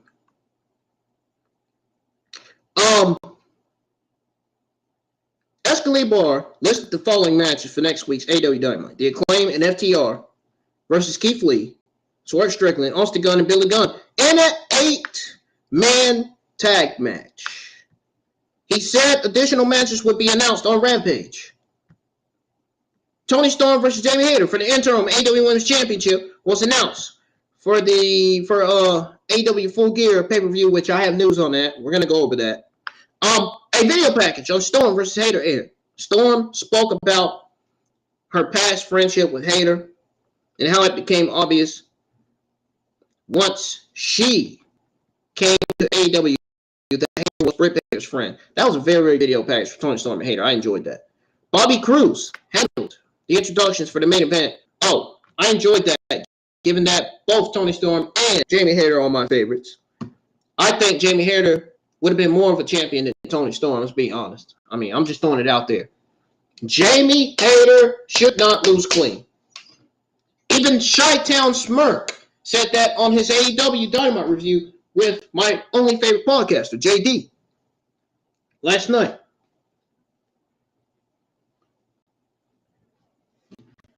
Shout-outs to Jessie for being a fan of her, too. She's great. Absolutely great, man. No shit. We got Samoa Joe versus Brian Cage with Prince Nana for the Ring of Honor TV title. Now, you want to talk about one of the best matches on Dynamite. This was one of the best matches on Dynamite, my honest opinion. It was great. It was great, man. I'm going to tell you guys the best matches on Dynamite after the Dynamite review is over.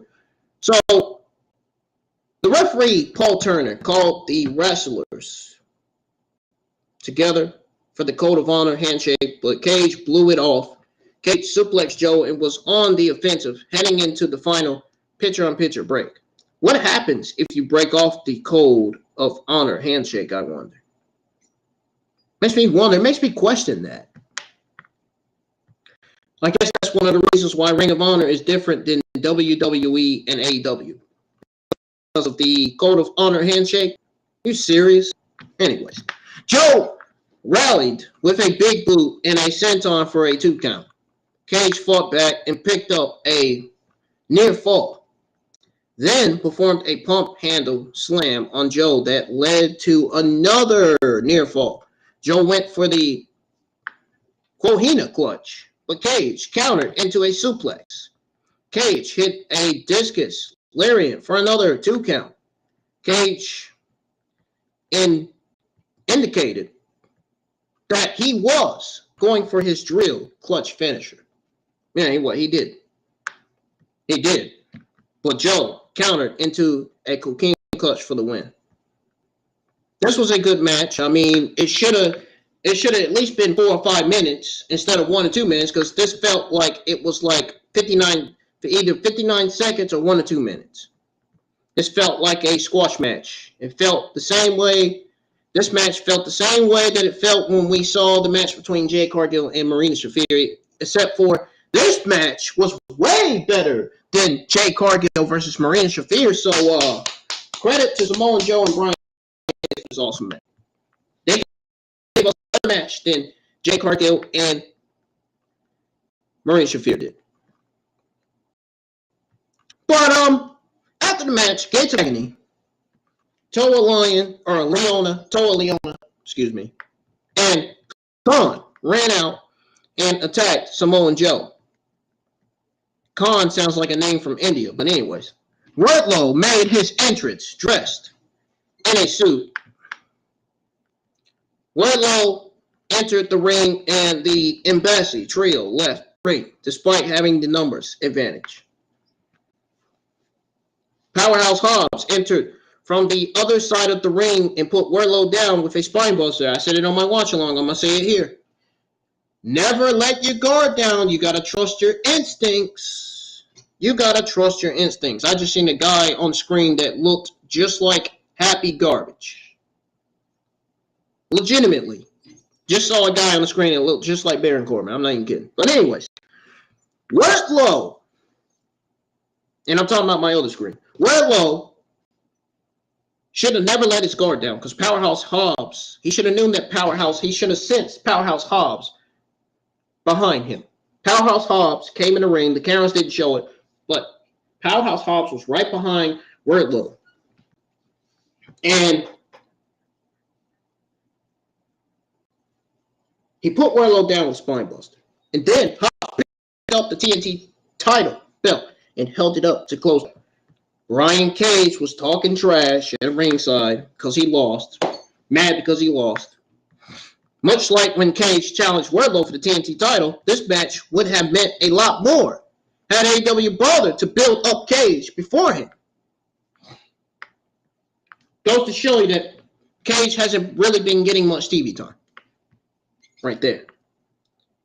In fact, Cage has only appeared on AEW television, not counting the YouTube shows, once since the Wardlow match, and even then he was on the losing side of a 6-man tag match. It's safe to say that Brian Cage will be asking for his release soon. I mean, he's not getting the treatment that put it this way. He's not getting actual TV time. He's not getting treated like a mega star in AEW. He's getting treated like complete dog shit. Put it that way. He's getting treated like he had to send in a banshee for fucking 5 hours. Jesus Christ. They're treating him like a freaking jobber. They're using him like a complete loser out there, man. You can't be using somebody. You can't be using somebody and then go, well, let's just put Brian in the match. Let's just put Brian Cage in the match and then have him lose. You can't use somebody and then say you don't want it. If you don't want, if the talent, let me tell you guys something. Listen to Tony Khan. Listen, Tony Khan. If the talent doesn't want to be there, you need to let them go. Isn't that what JD said on his podcast? Isn't that what the other people said on their podcast? Isn't that what Wrestling Observer Radio said? Isn't that what Fightful said too? I mean, there's countless of YouTube content creators, countless of wrestling YouTube content creators have said this, including myself. If the talent doesn't want to be there, you release them from the company. There's no sense in keeping them there. It sounds to me like not only will Brian Cage be asking for his release, just like Ethan Page will too. And the Gun Club will more than likely ask for their release. They're not getting treated right. It's not good to see people not getting treated right on TV and not getting much TV time. Even Lance Archer, it's safe to say even Lance Archer may ask for his release. He may let WWE sign him to a contract. I wouldn't be surprised if we see Lance Archer, Braun Strowman in the damn future. and Lance Archer ever signs with WWE. That's a better match than Braun Strowman versus Omos, to be honest. I said it for weeks.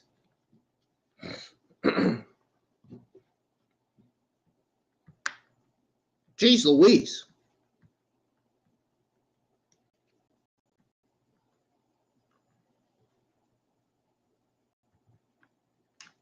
But seriously, man.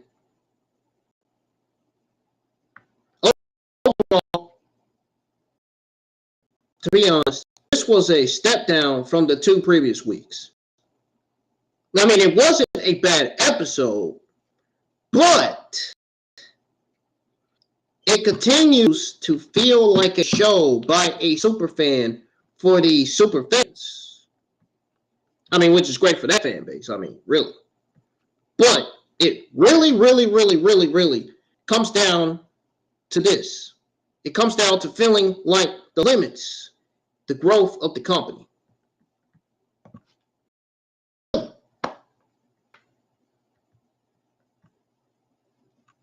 I mean, they had some good things on this show. They had some really good things on the show with quite a bit of step up from the following weeks. I mean, even a tiny bit of stuff for Full Gear, but there was no Full Gear build. There was no Full Gear build, which there should have been some Full Gear build this week, which I did not see at all. I mean, at least they showed the good promos from Storm and Hayter. Storm sure ends up in a lot of "we used to be friends" feuds. That is what we see a lot in WWE these days. Hayter and Britt are defiantly going to win against Sky Blue and Reign on Rampage. We all know that. So that is some momentum for Hayter there. Britt Baker choosing to not join Renee and Saraya in their interview was, I guess, a very in-character heel move. Something we see in WWE. Something we've seen in New Japan Pro Wrestling, believe it or not. Something we see in the Indies as well. Mainly in WWE and AEW, though. This was, of course, just propelling things closer and closer to Saraya's return match being against Britt Baker. And that could be a big moment for Full Gear. I don't know. Might not.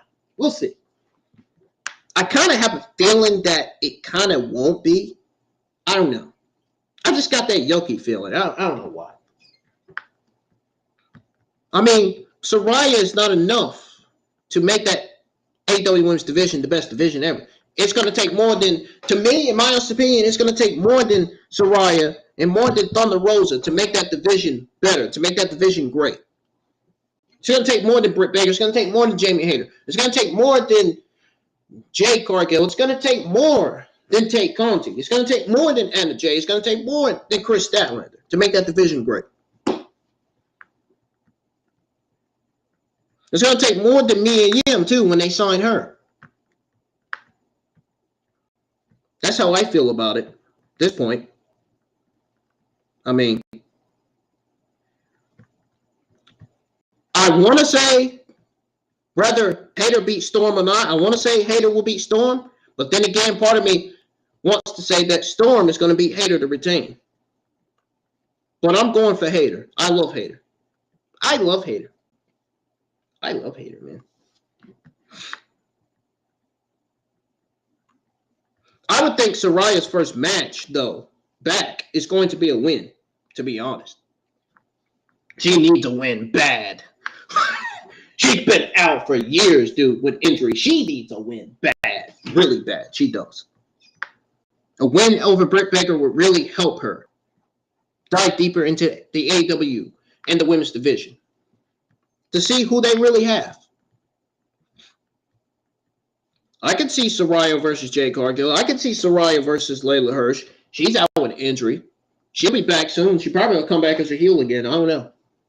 If Chris Statlander turns heel, we could see Saraya versus Chris Statlander. I mean, Saraya has a list of opponents there.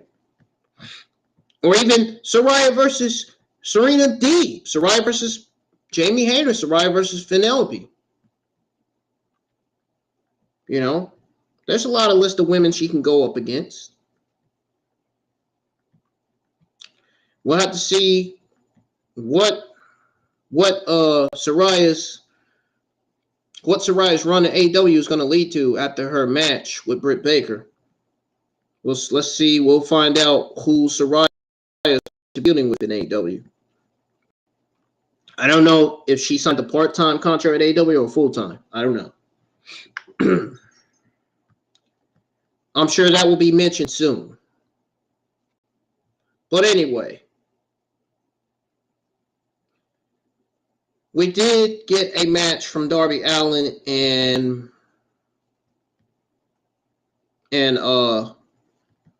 what's his name? Jay Lethal. Even with all the overbooking, I mean, I would have never guessed that they would legitimately pull an NWO Sting with Cole Carter, or that Jeff Jarrett would join Lethal in AEW.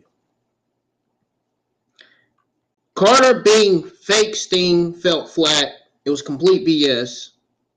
And that could be because who even cares about Carter in AEW? Really? Jarrett joining in was not a surprise to me. And it looks like this is leading to Jarrett versus Sting for Full Gear. And I'm kind of not looking forward to that. But Sting's in the match. So Sting will make the match great. So I guess it'll be great for what it is. If the match is produced right, of course. Booked right and written right. But anyways, great stuff out of Moxley versus Moriarty. Now, Moxley's promo, his promos are great. Now, Moxley's promo implied the door's always open to the guys Brian mentioned.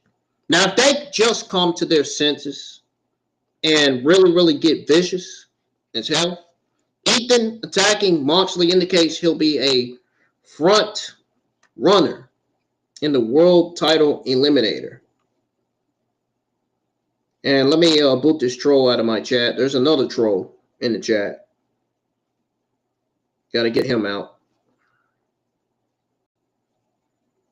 Get out of here. I don't need no spammers in my live chat.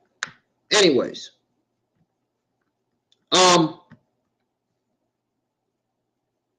As I was saying, Moxley indicates he'll be a front runner in the World Title Eliminator tournament. And maybe this will be Ethan's push he's been waiting for. Hopefully. I'm actually rather surprised that we didn't see MJF at all last night. Ringo did shout him out in his own promo. Ringo, of course, predicts Moxley winning. Well, who knows what will happen at Full Gear. We'll have to wait and find out when Full Gear gets here. And we got a great segment from the Acclaimed and Billy Gunn. Of course, Billy's biological sons took offense when Bowens suggested adoption. Now we're finally getting a six-man tag out of the Acclaimed and Diaz versus the Firms, Guns, and Marcy. Then that'll lead into FTR versus Guns at Ring of Honor Final Battle in December. Hopefully by next year, AEW should get a Ring of Honor TV deal and Ring of Honor will be back on television. Hopefully. Now on the other side, we got a good promo from Rick Ross, Keith Lee, and Swerve, which was one of the best backstage segments that I haven't seen in a long time. It was great. It was a great backstage segment, man. So, good promo from Rick Ross, Keith Lee, and Swerve to address how messed up that was for Swerve to break Billy's fingers. Now, guys, I wonder if Rick Ross was the cameraman. But anyway, this just adds to Keith not wanting to tag with Swerve over how he's the heel in this. You know what I'm saying? So you can't wait. I'm sure you guys can't wait to see how this goes in the title match. That'll be another show stealer at Full Gear, like it was at All Out, hopefully. Of course, which will. I'm definitely, yeah, it'll definitely be good. Because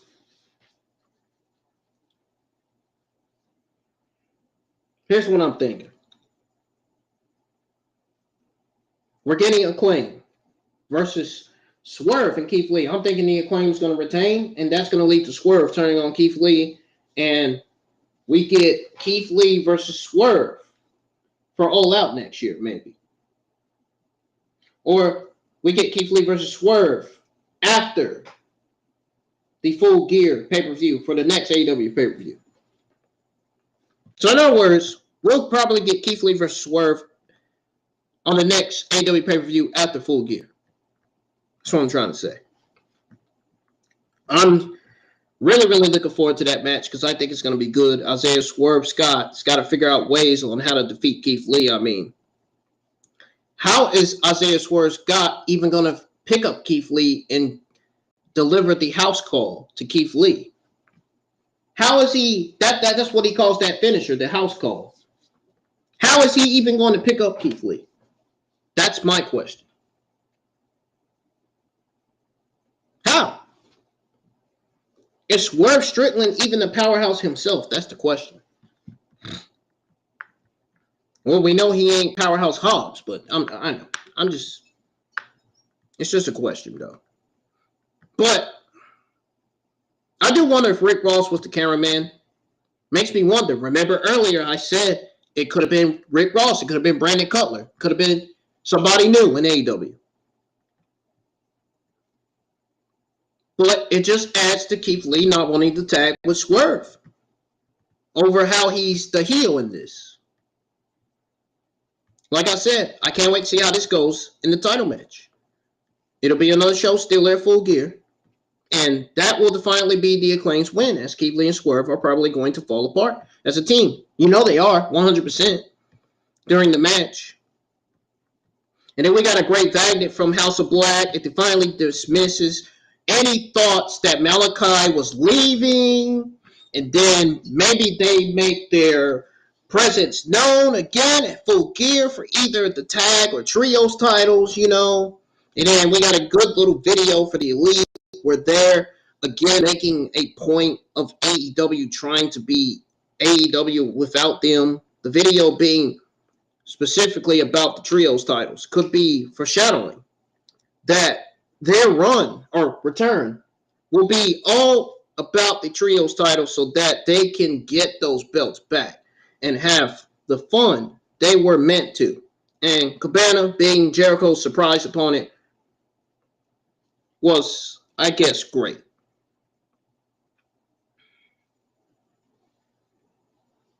It is a sign that CM Punk is out. And this is, I believe, this is only just a one-time match for Colt Cabana. I don't think Colt Cabana is getting signed back to AEW. I mean, he doesn't even deserve to step foot in the ring. And he doesn't even deserve to step foot in the AEW ring. Like I said, remember what I said on the review. He was one of the many reasons why all these backstage fights and heats were going on. He's even responsible for that media scrum brawl between CM Punk and the Elite. One of the guys responsible anyway.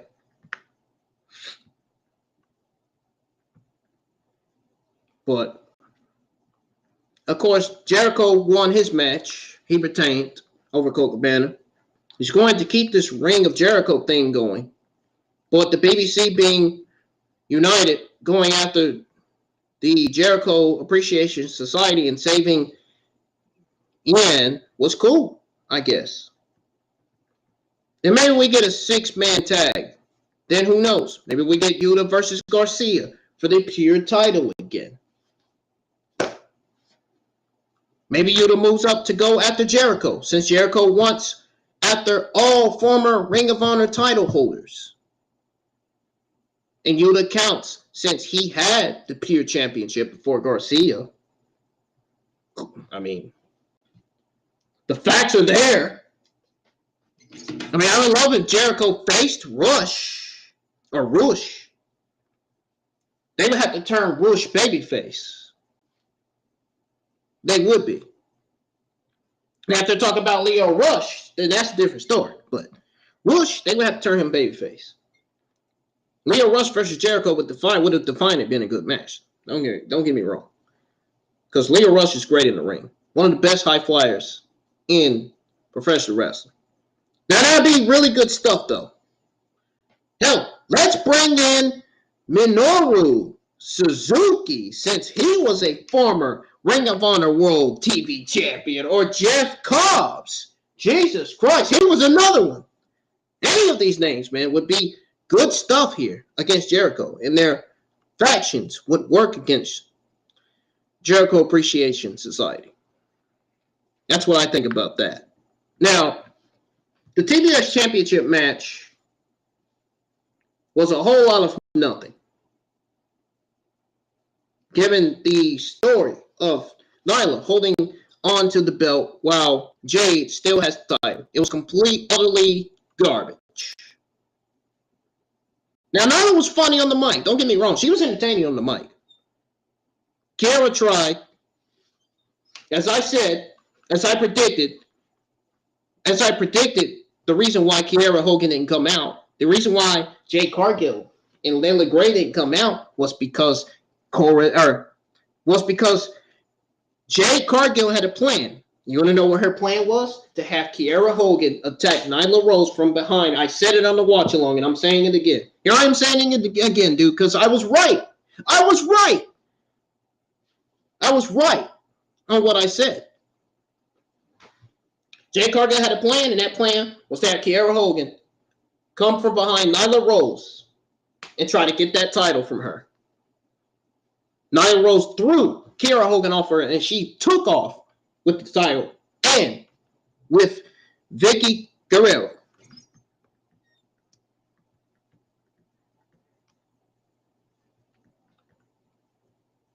That's exactly what happened, man.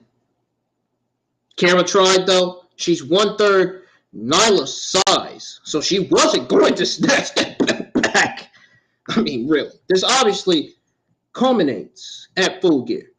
We're either saying 42-0 unless AEW pads Jade's numbers with Dark and Elevation again. I don't know. I mean, or we're seeing Jade take her first loss because Nyla and Vicky are playing the distraction game better than Jade and the baddies.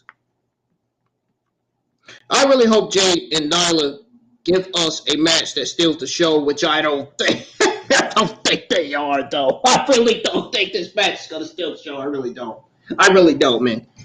This match is going to end up being booked for Full Gear. And, well, they are both such great characters and impressive athletes. I mean, they do deserve nothing less. But I just don't think their match is going to steal the show at all.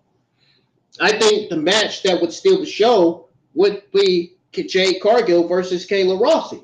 That's how I fucking feel about it. Given that, number one, Kayla Rossi is pro Jade Cargill, when I was told. Number two, they're best friends. They're fitness buddies. They even have a photo shoot together. Dude. You don't think that match would be great?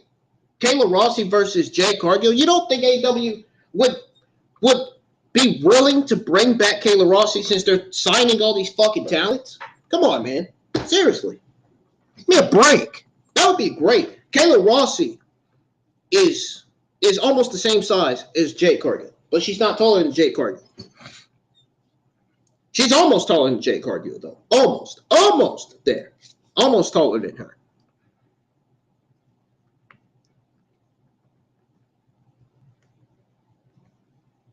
She's a powerhouse, too, just like Jade Cargill. Jade Cargill, in my honest opinion, was the main reason why Kayla Rossi came into AEW.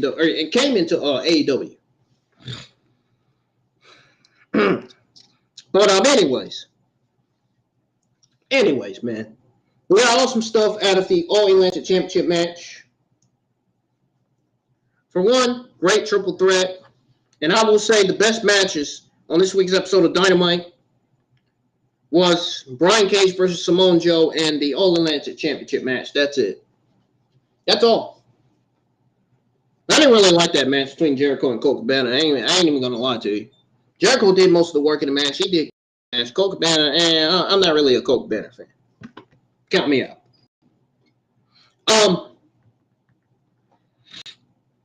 It was a great triple threat match.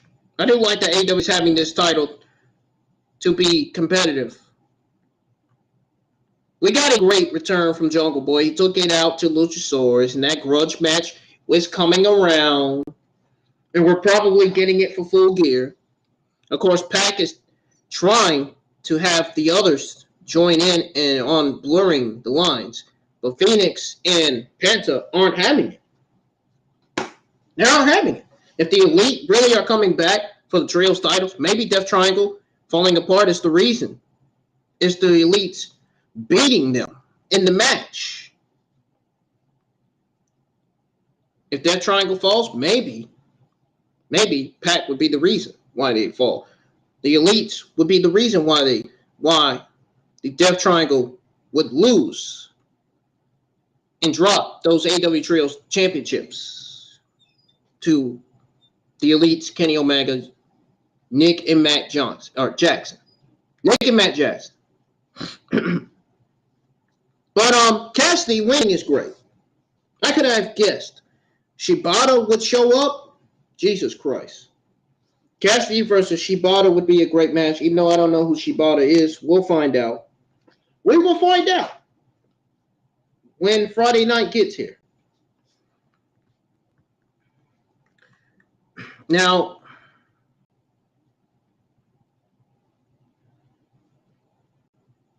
I'm thinking Pac has to screw that match up. I mean, come on.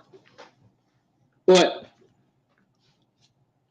there are some people in the community that feel like Shibata feels bigger than the AEW All-Atlantic title, and it just makes sense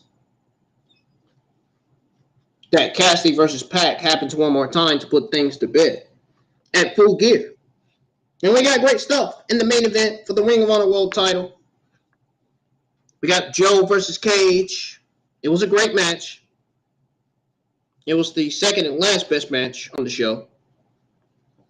In my honest opinion. It was better than Jade Cargill versus Marina Shafir.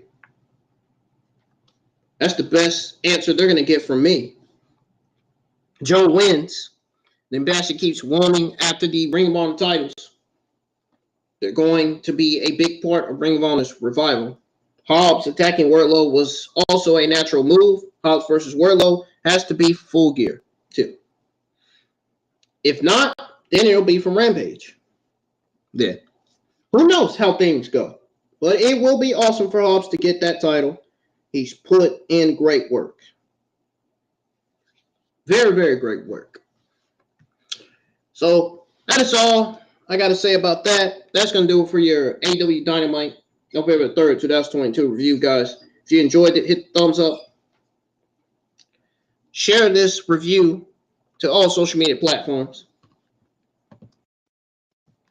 Share your phone on Instagram and Facebook. Add me on Snapchat. Links to all my accounts are in the description below.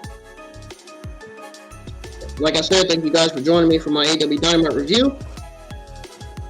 And now, guess what, folks? That's what it's time for.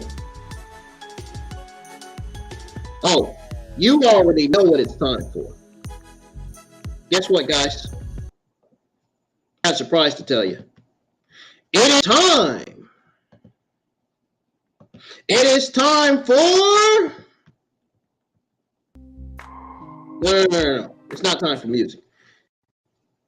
And it's time for your WWE and AEW Thursday morning news.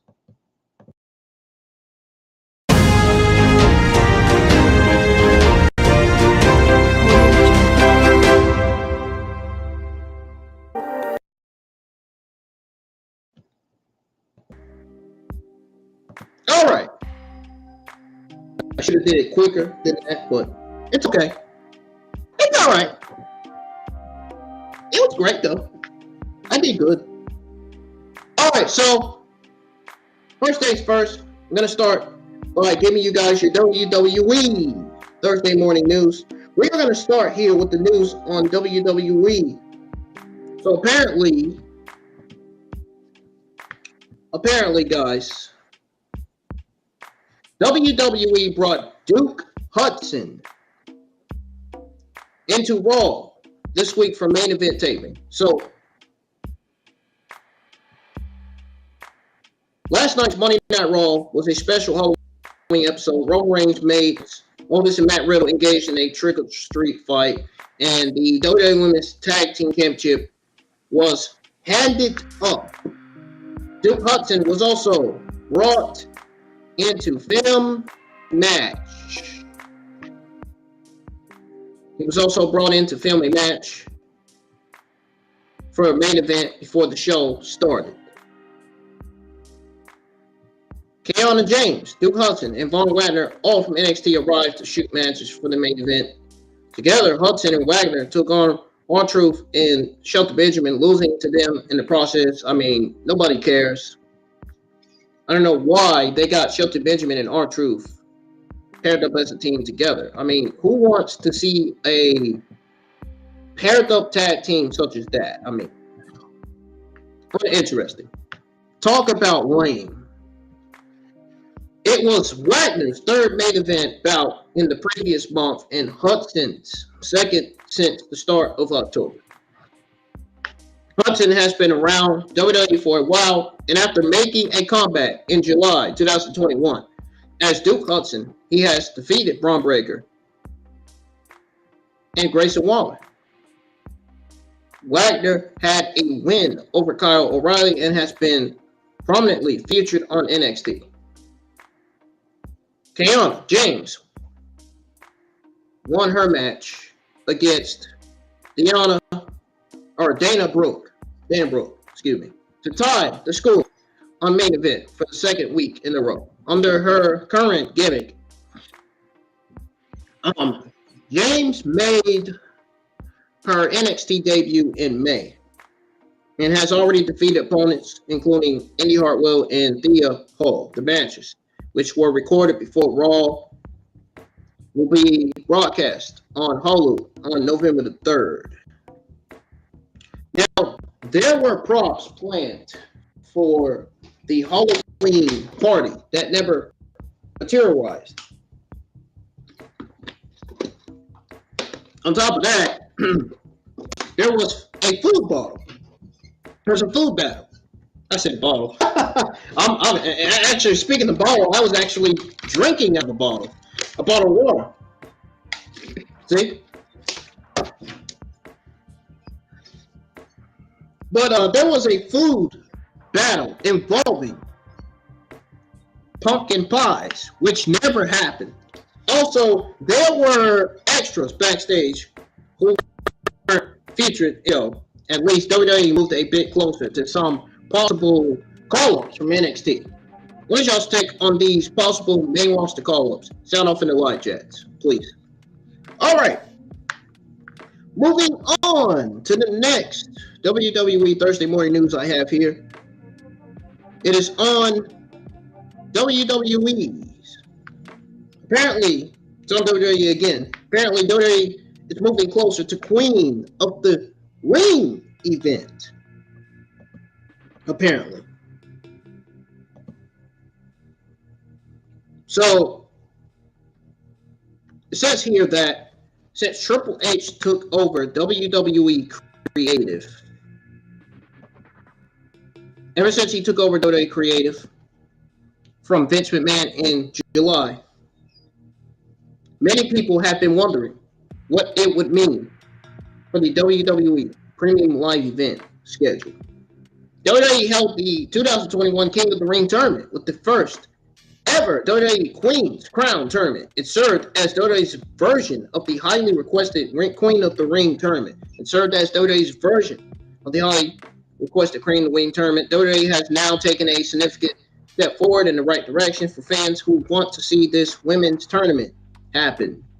On October the 28th, WWE filed trademarks for Queen of the Ring with the United States Patent and Trademark Office. It is listed for a variety of purposes, including clothing and entertainment services. When the King of the Ring tournament was brought back by the organization last year, they also held a tournament for the women's division under the name Queen of the Ring, just like other matches, such as Hell in a Cell and Money in the Bank. Zelina Vega won the inaugural female tournament. According to last week's report by Dave Meltzer, WWE is considering making King of the Ring and Queen of the Ring a standalone event, a show that would be both King of the Ring and Queen of the Ring is the idea behind the event, basically.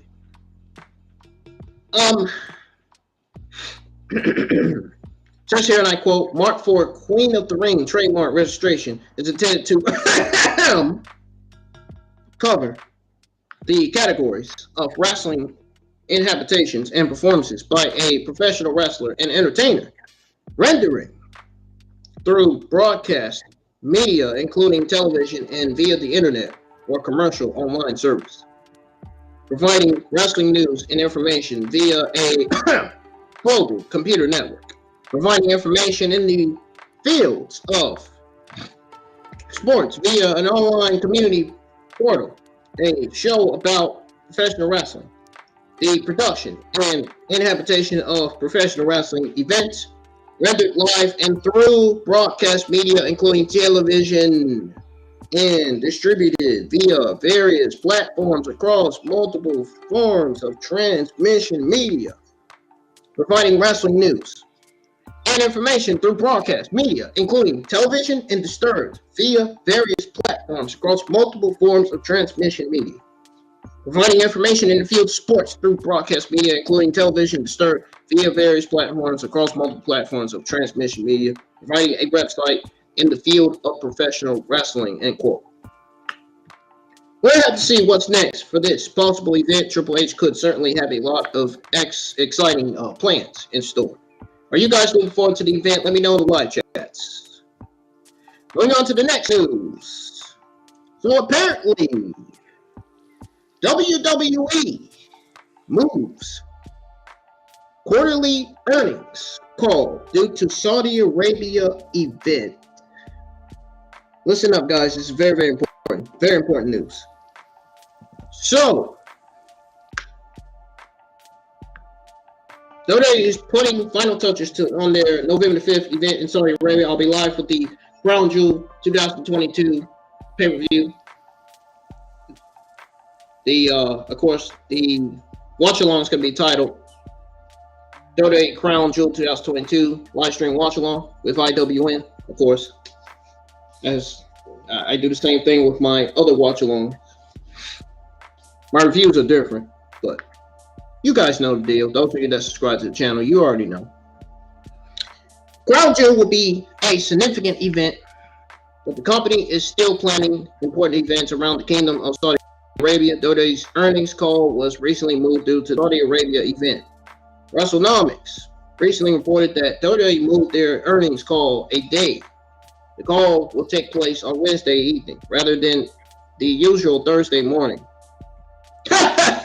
It's really funny that it says Thursday morning because here I am still live giving you guys your WWE AEW Thursday morning news. I mean, Jesus Christ, this feels great, man.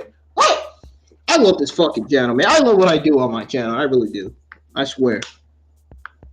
I swear my dad's great, dude. I love what I do on my channel. I really do. Seriously.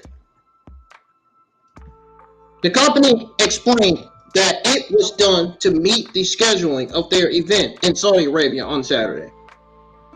It says here, and I quote, WWE moved the earnings call date back a day to Wednesday evening rather than Thursday morning. The company noted that it was a accommodated scheduling related to their Saudi Arabia event on Saturday. End quote. Following Crown Jewel next month, WWE intended to visit Saudi Arabia once more in May 2023. Ringside News exclusively reported, my only sources in the community, Sources reported that the original schedule for their return has changed.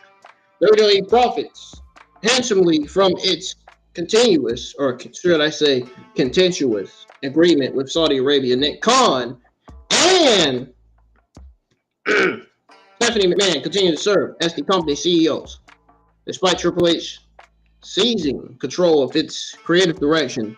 That being said, the deal with Saudi Arabia isn't going anywhere. Stay tuned to Ringside News to get the latest news and updates. And by the way, guess how many matches that I'm predicting that Full Gear is going to have? They're going to have either 7 or 8. I would be surprised they have 8 matches. I'm good with it. I'm down with 8 matches. Please, just don't do like you did with the other pay-per-views and have 15, 14 matches and have it produced for 8 hours. No, we don't need that. At least have 6, 7, or 8 matches on the card. We don't need no 15 matches. No. Like you did with that Dark and Elevation shows. No, we don't need that. Sorry. But what is y'all's take on this story? On the story where WWE moves quarterly earnings call due to Saudi Arabia bid. Let me know. Moving on to the next news here. So, apparently,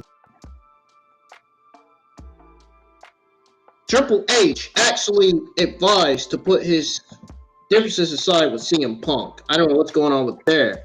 I don't know what's going on with that, but it says here that CM Punk's run in WWE came to an end after the Royal Rumble in 2014 when he was frustrated with the company, which led to him walking out. Punk initially hated pro wrestling and fans gave up on him, making a return. Of course, he did end up returning 7 years later. CM Punk has been the subject of controversy ever since he cut a shot promo on Adam Page earlier this year. The brawl after AEW All-Out was just another nail in the coffin for him.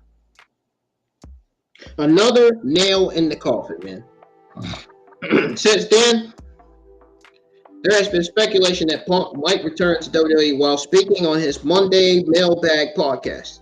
Mike Chioda advised Triple H to put aside his differences with CM Punk.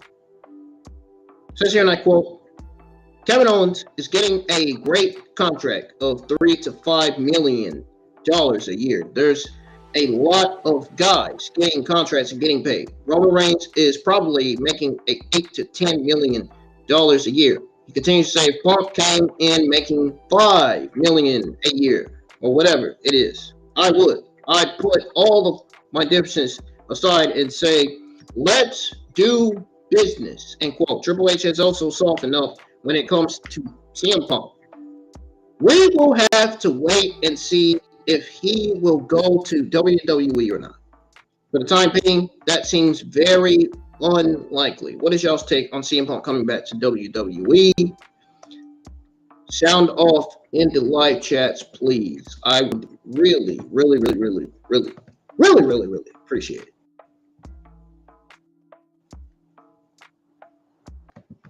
Now, getting into the music, sorry. But moving into the next news, guys. Going on to the next news. So, apparently, there's some news on Dominic Dijakovic, T-Bar.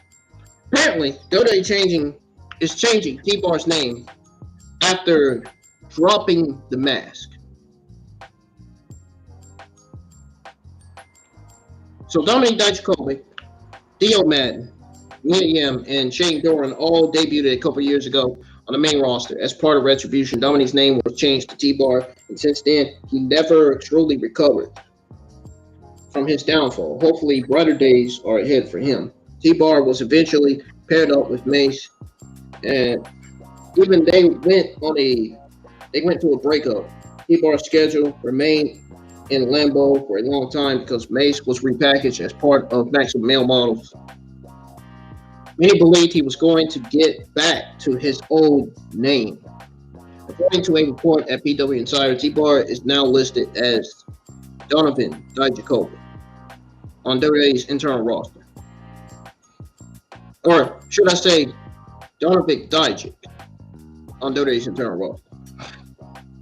He's listed as Donovan Dijak. I don't know why they would do that, but Over the past several weeks, WWE has run magnets on NXT television depicting Dijak. It's Vince and Bruce's fault that now they had to go back to naming him Donovan Dijak, just so you guys know. Dijak burning his retribution mask and letting fans know that his second coming is imminent. It's likely that Dijak will return to NXT television very soon, and fans are excited to see him back doing what he does best. We will have to wait and see when Dominic will return. Or Dijak will return. Still got it right. Still got it right, man. What is y'all's take on this return? Let me know in the live chat. Now, next, we have some news on Iran issuing a warning of imminent attack to Saudi Arabia ahead of WWE Crown Jewel. That is not good. This is something you guys need to have a listen to.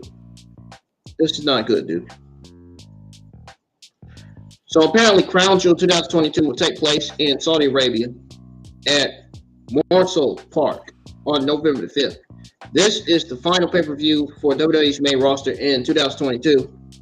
The event is already controversial, but now Iran recently issued a warning of imminent attack to Saudi Arabia ahead of WWE Crown Jewel. That is not good. My thoughts and prayers go out to the people in Saudi Arabia. Hopefully, nothing bad doesn't really happen to them, man. You know, that's bad when you got people of Iran issuing an attack on people like that.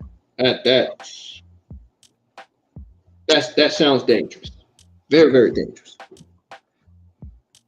According to the Wall Street Journal, Saudi Arabia informed the U.S. of their knowledge regarding an impending Iran attack. According to the article, the attacks are intended for targets in the kingdom.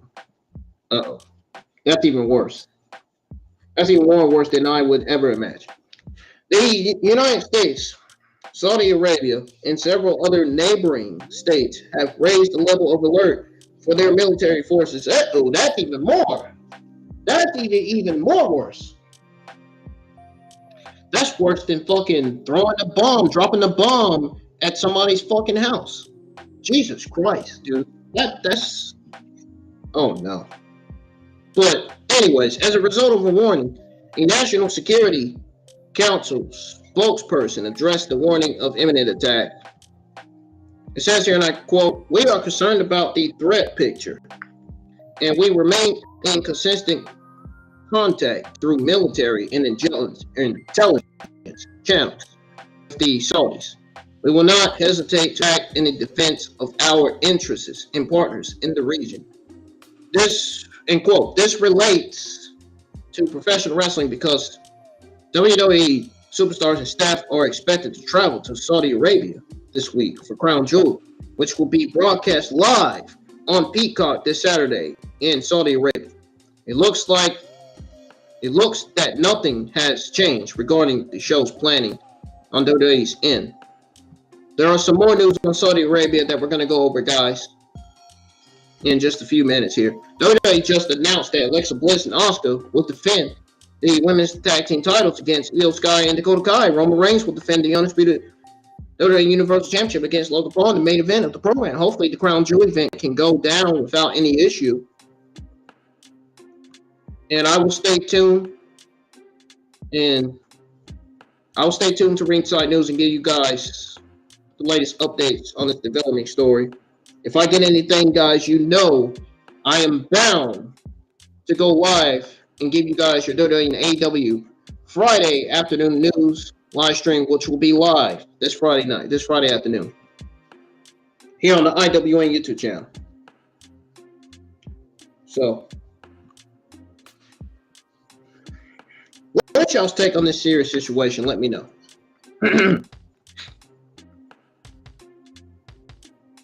So, WWE adds another title match to Crown Jewel event, which we already went over that.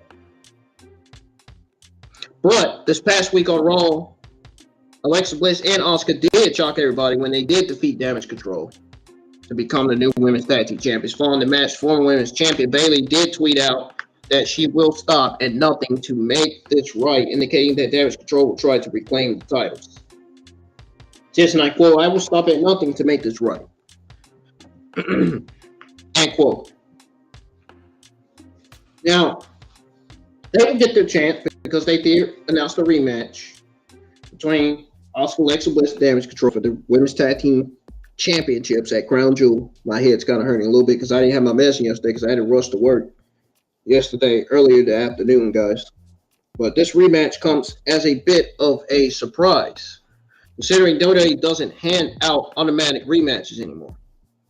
Fans won't mind watching those two teams battle it out again. As of writing this article, I'm going to give you guys the updated card for Crown Jewel. This was written by Ringside News, of course. My source. The undisputed WWE Universal Championship will be on the line for Crown Jewel. OC, AJ Styles, Luke Gallows, and Carl Anderson will go up against Judgment Day, Damian Priest, Finn Balor, and Dominic Mysterio with Rhea Ripley. That will be Dominic Mysterio's first Saudi pay-per-view appearance. We got Brock Lesnar versus Bobby Lashley, and even Rhea Ripley's first Saudi Arabia appearance. We got Bobby Lashley versus Brock Lesnar, Asuka and Alexa Bliss versus Damage Control's Dakota Kai and Io Sky. We got Drew McIntyre versus Karrion Kross with Scarlett, and then Braun Strowman versus Omos with MVP. I am enjoying. I'm loving the sound of this fucking music, dude. The sound of this fucking song. Don't you just love when I produce music while I'm fucking giving you guys your donating AEW news? Don't you just love it? Told you, man, I'm doing something right on the channel, dude. And if having 471 subscribers isn't any indication to you guys that I'm doing something right, then there's an issue. Last women standings match for the WWE Raw Women's Championship. We got Bianca Belair defending her Raw Women's Championship against Bayley. I'm smiling because you guys know I'm doing a hell of a good job on my channel, dude. You guys know it. I got a smile on my fucking face, man. I really do. I already went over the last women's standing match. I already said that. We got the undisputed WWE Tag Team Champions, the Usos, defending against the Brawling Brutes, Pete Dunne and Rich Hall. And that is your card for the WWE 2022 Crown Jewel pay-per-view. I can tell you right now, only 3 matches on that card is going to deliver. And one of them, in my opinion, is going to be OC versus Judgment Day. The second one is going to be Bobby Lashley versus Brock Lesnar. And the third one is going to be the Usos versus the Brawling Brutes. Rest of the matches, no. I'm sorry. Roman Reigns versus Logan Paul, I'm sorry. My prediction is that Logan Paul is going to get squashed and destroyed by Roman Reigns. There's no way in hell that Logan Paul is going to do any moves. He's going to be able to do anything on Roman Reigns. I'm sorry. It's not going to happen. That's going to be Roman Reigns' worst match on the card. I'm sorry. And WWE's going to be to blame for it too. They already are. Trust me and believe that. Yeah, fucking break. You serious? The women's tag team match is another match that I don't think is going to deliver. I think it's either going to end in a fuck finish or disqualification, more than likely. I just don't see it delivering. I just don't see that match going well. I just don't see that the match is going to be good. I mean, if it was a fatal 4-way match, hell yeah, it would be great. But come on, Asuka team with Alexa Bliss against Io Sky and Dakota Kai, give me a break. I would rather see them in a fatal 4-way match. Jesus Christ, dude. Given that all 4 of them are high flyers, Asuka's a striker too. Alexa Bliss is also a striker. Dakota Kai's a striker. Io Sky's a striker. They're all strikers. They're all high flyers and strikers.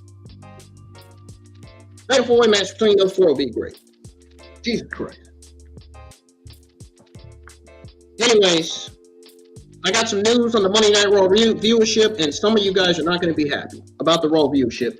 I mean, It absolutely deserved it. I mean, it was one of the worst Monday Night Raw Halloween episodes I've ever fucking seen, dude. It was absolutely terrible.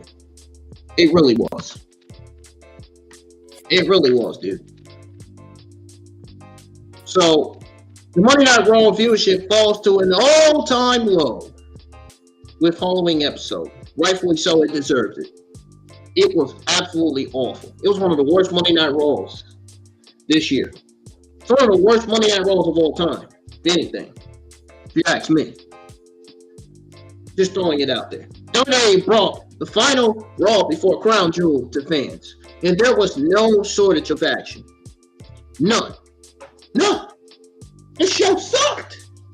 I'm sorry. I'm not saying it in a negative way. I'm just saying it to be truthful. The show sucked, man. The night concluded with a big title win. Even though the women's tag team title match was aired during the show, which it didn't really,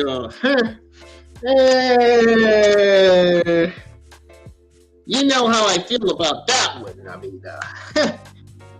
mean, a WWE Women's Tag Team title match. Yeah,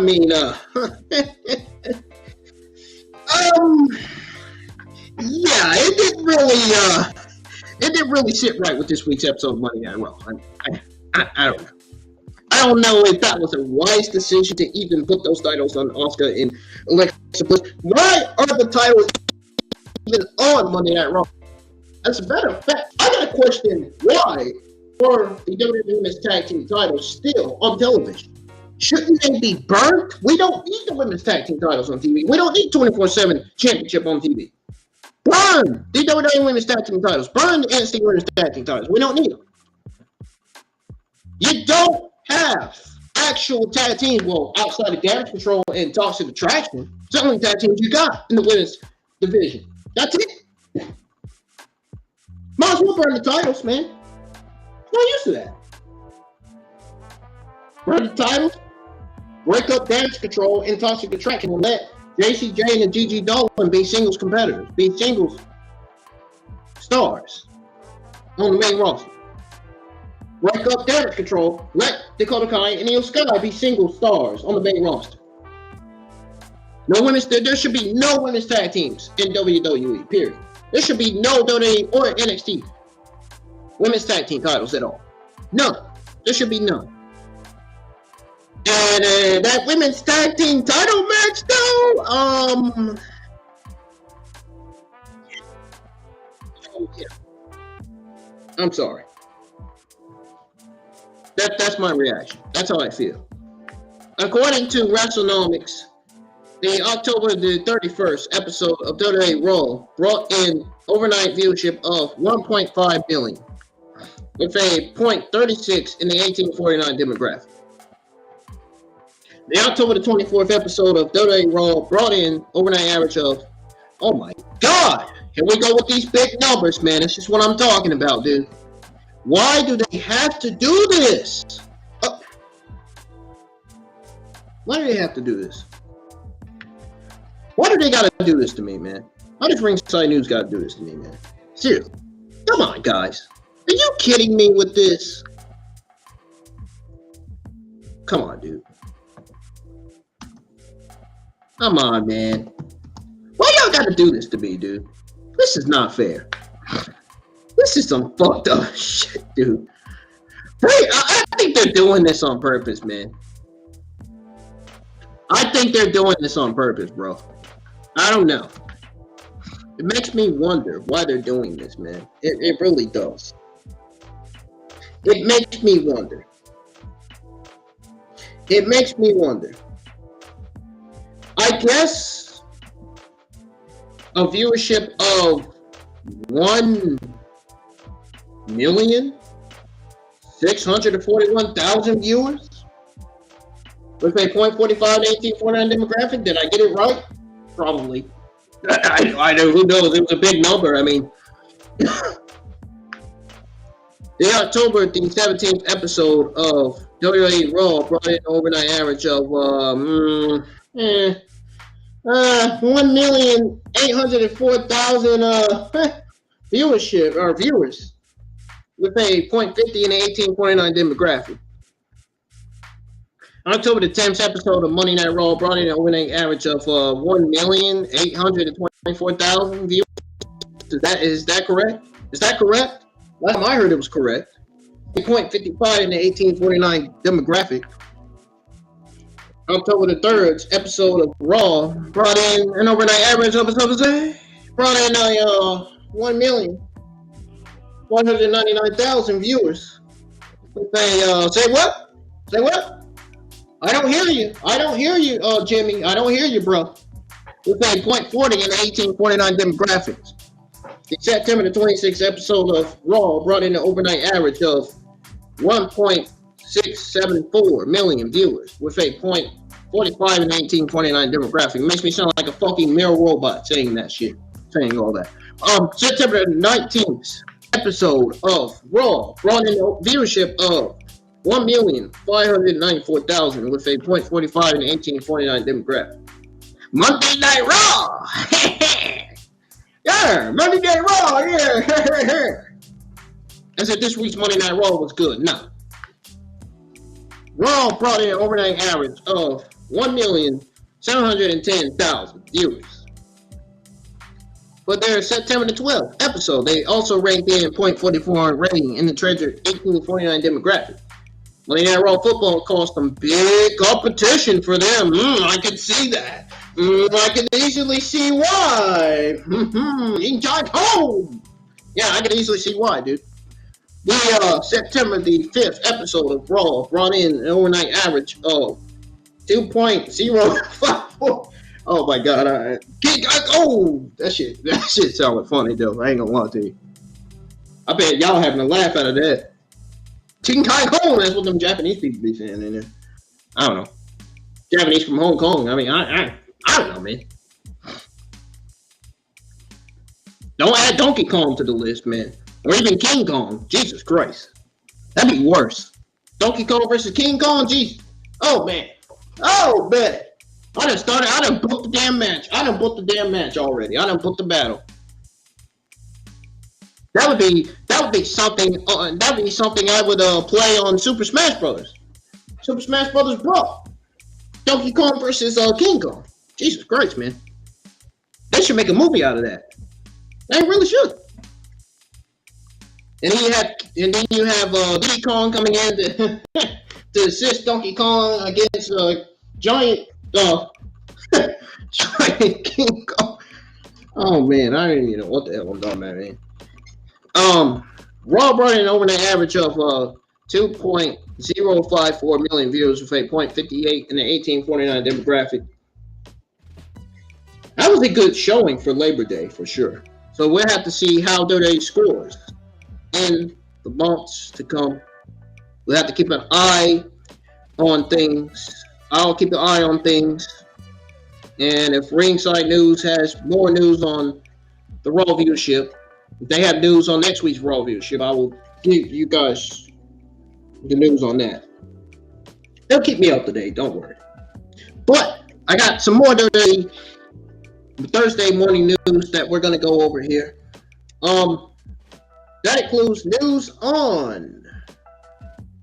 There is more news on Crown Jewel. Yes, folks, there is more news on Crown Jewel. I just gave you guys the news for your money. I just gave you guys the news on the Monday Night Raw viewership. Now we are going to actually go over the news on WWE. So apparently, WWE and Crown Jewel, anyway, for that matter, WWE and Crown Jewel apparently is monitoring Iran's threat on Saudi Arabia before Crown Jewel event. Of course, I said it, WWE is set to put on Crown Jewel in Saudi Arabia this weekend. There are a lot of expectations from the show all over the world. Crown Jewel is one of the biggest events on the schedule, after all. And there is a major threat to Saudi Arabia. And the Wall Street Journal, as I said earlier in the stream, that Saudi Arabia received a word of warning. The U.S. intelligence warned them to brace for an imminent attack from Iran. Saudi officials are saying that Iran could carry out the attacks as a distraction for its public. Now, Iran is facing domestic protests since September. The report adds that Saudi Arabia, the United States, as well as other states close to the kingdom, have raised military alertness. It's unclear whether Saudi Arabia is taking offensive countermeasures or not. However, the National Security Council says that the U.S. is ready with its own response should it come to it. Cargill is planned for November the 5th in Saudi Arabia. According to PW Insider, many WWE sources said that the show is still set to go as scheduled, given the scale of the event. It's unlikely it'll be canceled unless it's absolutely necessary. Dave Meltzer also noted that WWE is basically monitoring the situation as this time. The best term regarding Saudi Arabia would be monitoring the situation. All plans for the show at this moment. But you can't control the real world. You really can't. Ringside News has a point on that. They are absolutely correct. You can't control the world. You really can't. There are still security protocols and contingency plans to be followed. And, the expectation is that, things are likely going to go fine. But in case of any issues, the protocols will hold. So, my source of Ringside News will continue monitoring this ongoing situation. So, they'll let me know, and I'm sure they'll let the other wrestling YouTube content creators like myself and others know what's going on with that. There's news on Sasha Banks. So apparently WWE Creative is not talking about her return. That's weird. That's funny they say that because I predicted way back that Sasha Banks and Naomi will return before Survivor Series. That is my prediction. They are returning before Survivor Series, no question about it. They will. It says here that WWE had a real issue on their hands when Sasha Banks and Naomi decided to walk out on the company rather than follow through Vince McMahon's booking. Well, Vince McMahon's booking and his writing and producing is fucking garbage. Good. I'm glad Vince McMahon's retired.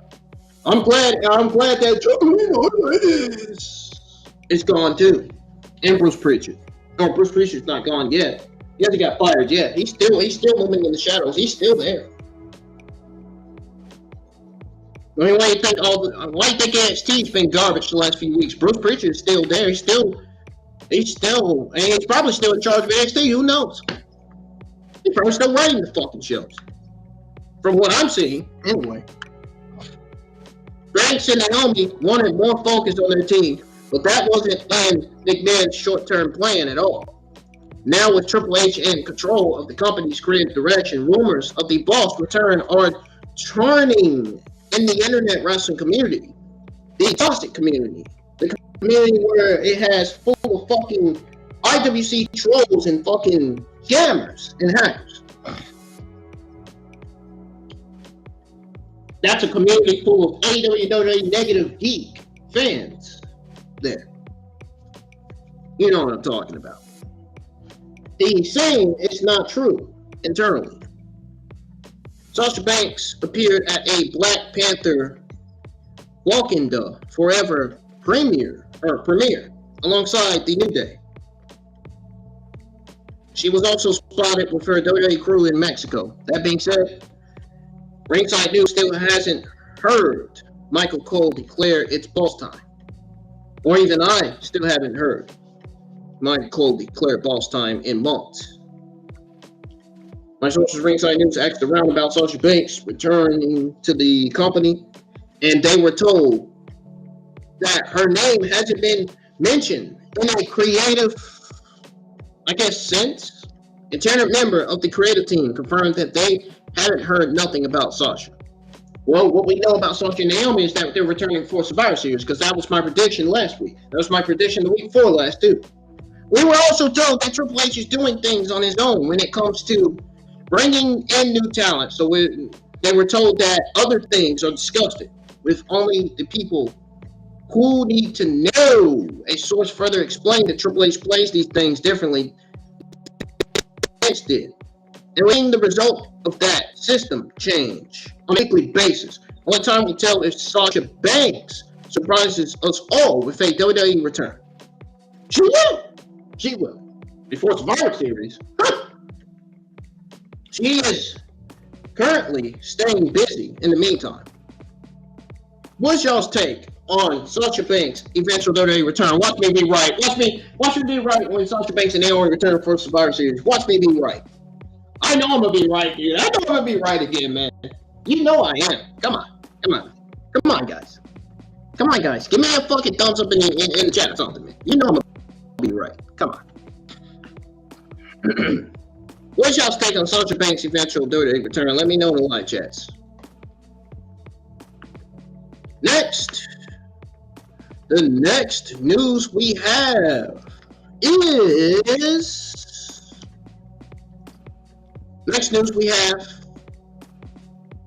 is on.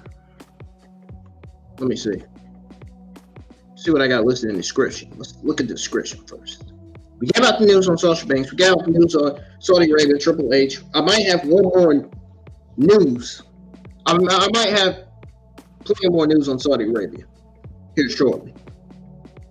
We gave out news on Sasha Banks. We gave out the news on the Iran issuing a warning of imminent attack. We gave out the news on WWE changing T-Bar's name. We also gave out the news. I also gave out the news on Duke Hudson being brought into Raw this week for main event tapings.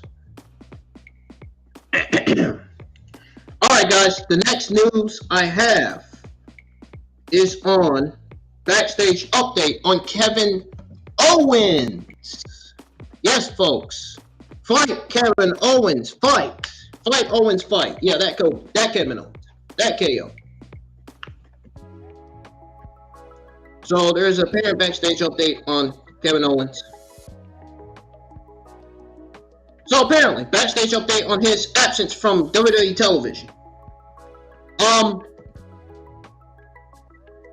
It says here that KO hasn't been seen on television in a while, but that does not mean the company forgot about him. In fact, there is a plan for his return to television, but fans haven't really witnessed that go down just yet. I don't think. Now, a report came out saying that WWE paused plans for Kevin Owens because of Sami Zayn's current success with the Bloodline story. Of course, Ringside News, my sources, exclusively reported that Sami Zayn's current angle with Roman Reigns' faction is television gold, but it has nothing to do with why Owens isn't on TV. My sources, Ringside News, asked around about this situation, and they were told that Kevin Owens is off TV and will be back on TV when the time is right. It was also made 100% clear that this is initial. Or should I say intentional? The situation with Kevin Owens' current television absence has nothing to do with Sami or any outside factors. There are also no problems, and it is not an injury. WWE has a lot of plans as the road to WrestleMania creeps up on us, on everybody in the community. On all of us as wrestling fans, as AEW wrestling fans. Things will pop off for Kevin Owens once again. But Triple H is holding off until the time is right to start the new path for the former Universal Champion. What is y'all's take on Kevin Owens' absence? Let me know in the live chats, and I'm getting ready to show you guys the tweet from Steve Carrier of Ringside News. He was a guy that actually gave me a follow on Twitter at the time when I had Twitter. before my suspension because of those negative AEW geeks that I was getting into it on Twitter. Jesus Christ, I wish I had Twitter back. Actually, no, I don't. Twitter is a bad platform. Do not get on Twitter. Get off Twitter. Get off Twitter. Don't get it. Don't even think about it. It's a bad place to be. It's a bad social media platform to be on the internet. Very, very bad.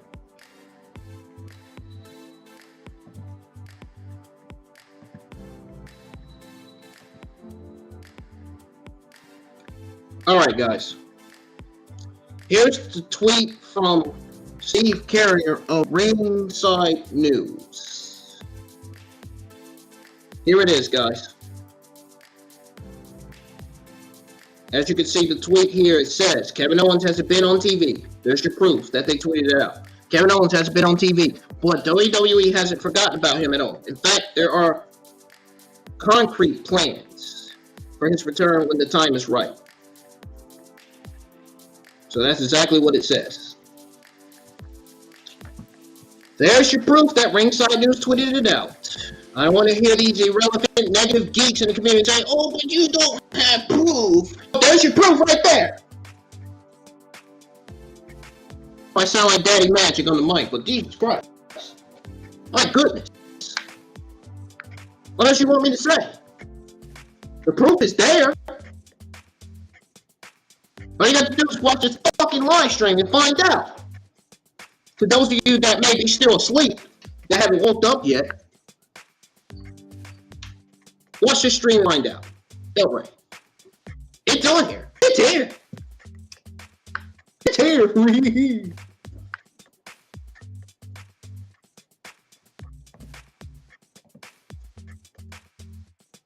It's there. Alright.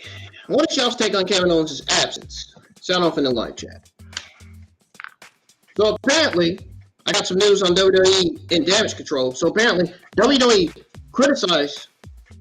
was criticized, I'm going to say that, for Damage Control's poor, god-awful booking. Well, it's not Bayley's fault. It's not Dakota Guy's fault. It's not Io Sky's fault. Clearly, it's WWE and Triple H's fault. Triple H was in charge. I mean, clearly, it's WWE and Triple H's fault. Triple H knows that, though. He knows. Triple H makes mistakes sometimes. Not always the mistakes that Mitch and Bruce made, though. The mistakes Bruce and Vince made was worse than this. I mean, come on. Seriously. Triple H is doing a great job. He made some changes to Raw and SmackDown. Now he needs to focus on making some changes to NXT.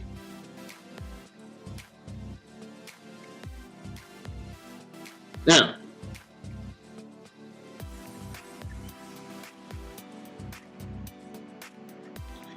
it says here that Bayley was on the shelf for over a year after suffering an ACL injury while training at the WWE Performance Center.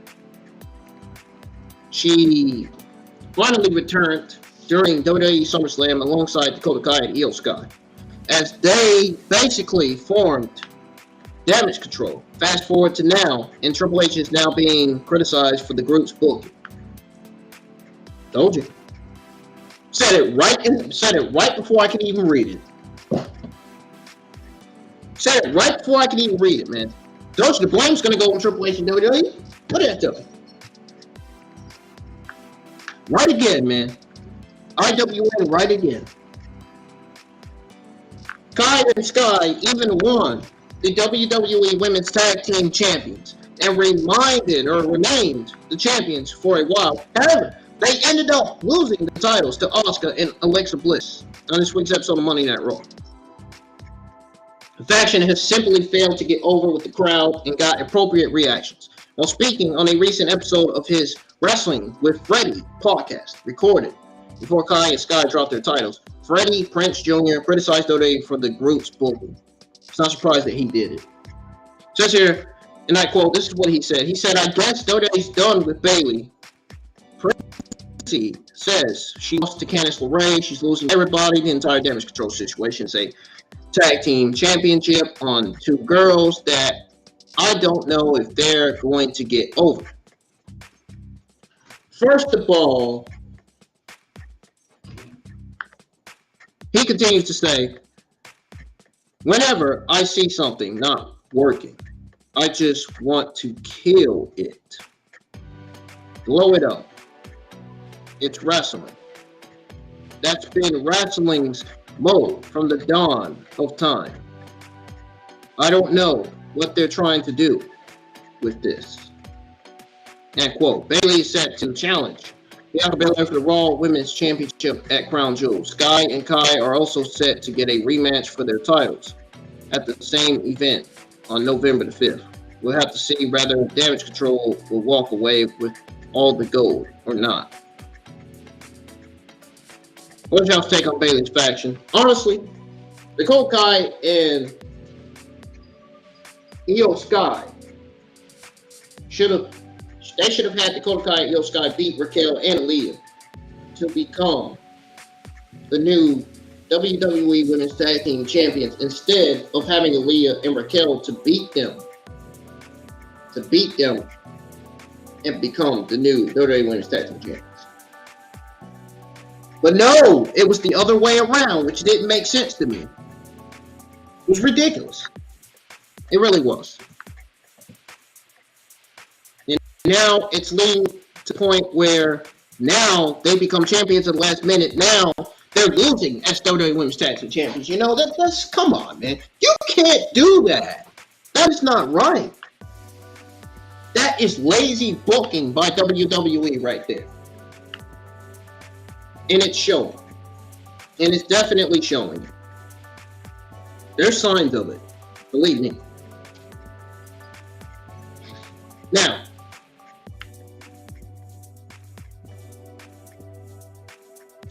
moving on to the next news, guys. WWE, I got some more news on Crown Jewel. So they're going ahead with Crown Jewel event despite Iran's threat of immune attack. And I'm going to have the last news on Crown Jewel later. So, of course, WWE will present their Crown Jewel Premium Live event in Saudi Arabia this weekend.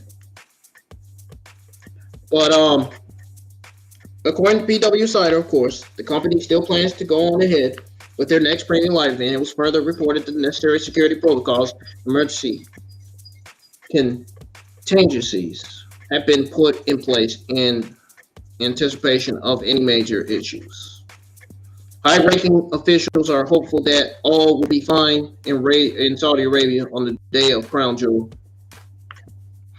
And of course, it was previously reported that WWE has been monitoring the situation since yesterday, so it comes to no surprise they finally decided to go through with the event.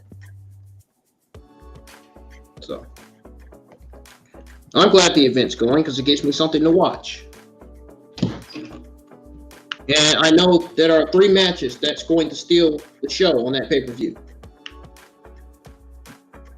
And I just gave you guys the 3 matches that I think is going to steal the show on the pay-per-view earlier.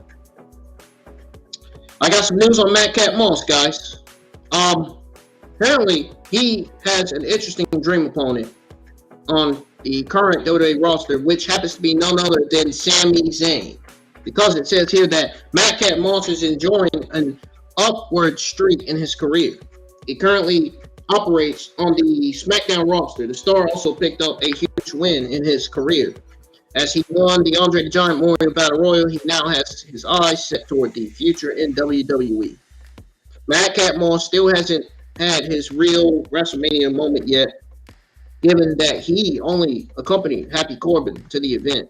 As far as his dream opponent is concerned, Moss has his eyes set on an interesting WWE star.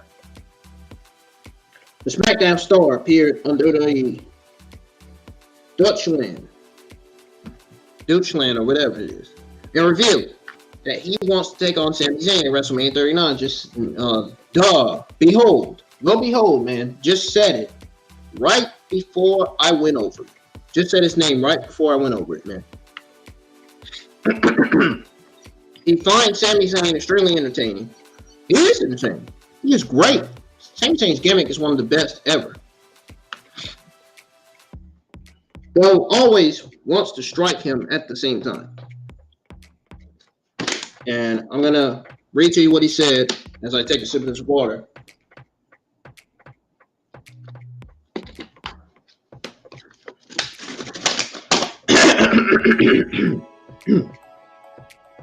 Man, my head is hurting, dude. Says here, and I quote, Sami Zayn, the honorary Uso, I just can't decide how I feel about him because I can't take my eyes off of him. He's so entertaining. But at the same time, or at the time, I have my fist balled up every time I watch him. And I just want to punch him right in the face at the same time. And he continues to say, either way, he's an unbelievable performer. You know, all craziness aside, he's one of the best on the mic in the ring. You know what he did this past year at WrestleMania with Johnny Knoxville. How fun was that match? He questioned that. And then he said, an absolutely all-time match right there. End quote. Moss sees a lot of good qualities in Sami Zayn being one of the most entertaining WWE superstars. Sami Zayn cuts unique promos. His entanglement with Johnny Knoxville didn't go unnoticed. It remains to be seen whether Moss will fight his dream opponent anytime soon or not. What is y'all's take on this story? Let me know.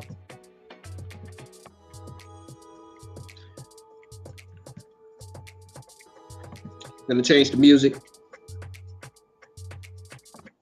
Now, the next WWE Thursday morning news I have is on Triple H. It's on Triple H again. So apparently he reached out to Noah about Shinsuke Nakamura versus Great Muta match. Because that is, I think, Great Muta's last match. Shinsuke Nakamura got the opportunity to compete inside WWE for one match in a very big surprise. Triple H approved it, so Nakamura will wrestle the Great Muta on January 1st. The Star Colt being allowed to participate in the match, a miracle. The two will face off against each other at Pro Wrestling Noah's The New Year event. So what does AEW think of the matter? Well, I got the answers to that, guys, because Wrestle Inc. revealed that it was Triple H who made the move to contact Noah. He ensured that the opportunity for a match against Muta was still there. Well, no shit. Of course it was going to be Triple H. Who else could have been? I mean, given that Shinsuke Nakamura is on SmackDown and he's currently employed by WWE, I mean, come on. Triple H is the boss. Shinsuke Nakamura is the employee. Can't be nobody else but him, right? Right? Sonny Ono from Noah then recapitulated. It looks like AEW has no apparent problems with the match. And I quote, it was Paul Levesque who contacted Noah to make sure the opportunity with Muta was still available. And it was Sonny Ono who Noah reached out to regarding any issues. Noah wanted to protect the newly developing relationship with AEW. I made sure there were no objections from various promotions. End quote. That was from Wrestle Inc. Uno further talked about Noah's relationship with AEW.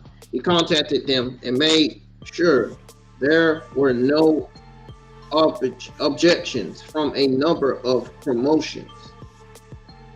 Since they have a relatively new relationship with AEW, it was necessary to iron any pre-existing issues. And then it continues to say, no one wanted to protect the newly developing relationship with AEW. I made sure there were no objections from various promotions. The Great Muta made an appearance during AEW's Grand Slam week. The Japanese legend went out of his way to save Sting as the House of Black came for the attack Now the match with Shinsuke Nakamura means Noah has another avenue open in the world of professional wrestling. What's y'all's take on this story? Sound off in the live chats. All right, next we have news on the Evolution pay-per-view. So there is strong feeling in WWE that Triple H will book all-female WWE pay-per-view. So it says here that WWE's women's division went through a literal evolution in the past few years. This is a result of their enthusiasm and fans crying out for better treatment. It's better a long time since Evolution. But hope is now renewed that fans will see another event like that again. Over the past 10 years, World Wrestling Entertainment has seen a substantial increase in the amount of women's wrestling on their program. Women in WWE were brought in the forefront more frequently. The company recently commemorated the 4-year anniversary of Evolution, the first all-female pay-per-view. Women's representatives from Raw, SmackDown, NXT, and NXT UK gathered on Lumni on October 28th, 2018 to make company history. According to Dana Brooke, the current 24/7 champion, the competition will return in the near future. I'm hoping it doesn't return at all.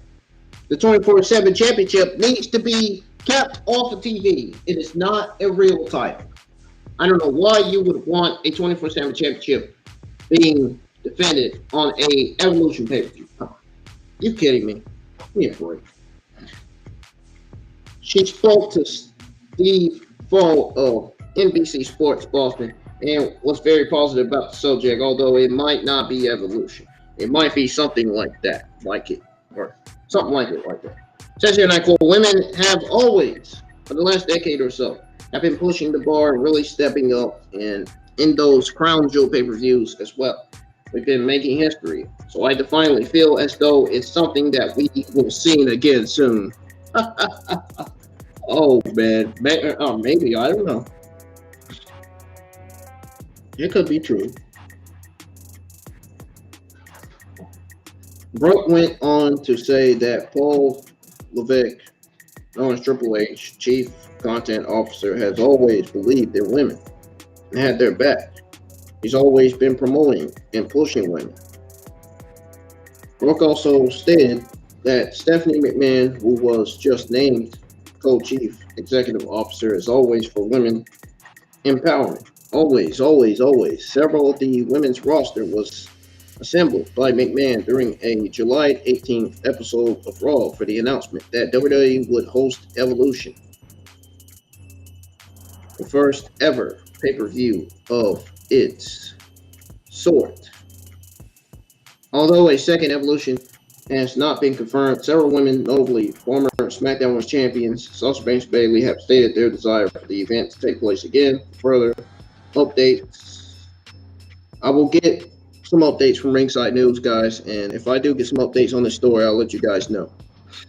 Now, moving on to the next news on WWE locking down new expanded distribution deal. So WWE is the largest entertainment company when it comes to professional wrestling. That influence is only growing. Vince McMahon's former company is ensuring that. They have now locked down a new deal with Multi-Choice to spearhead the expansion, apparently. So that is apparent.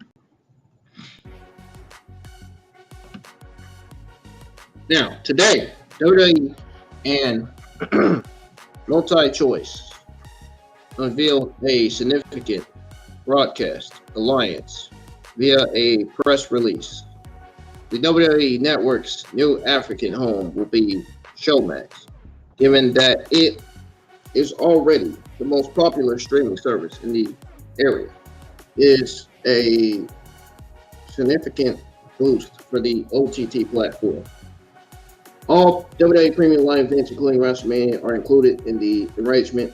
The extensive library of original and arched content accessible for on-demand streaming from the WWE Network will be also included in this agreement.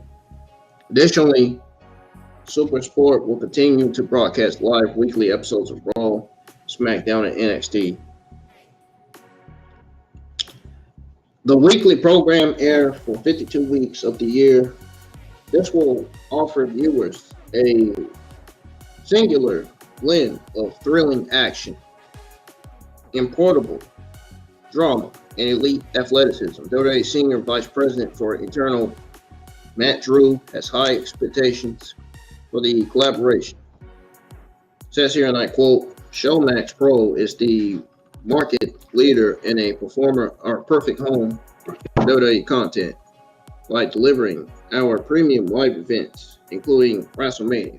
We believe this partnership will expand our audience and deliver more to WWE fans throughout the region. End quote.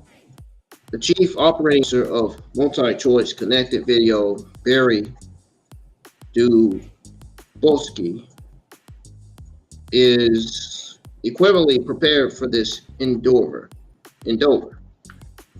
He believes that this alliance will increase WWE's affordability and accessibility.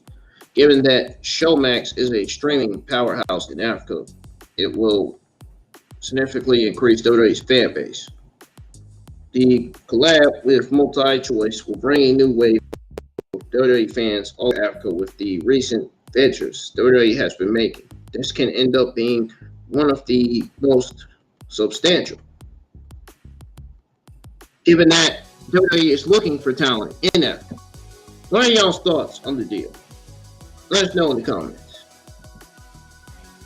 Now, next news we have. Hold on, let me go back. Look at my inscription again.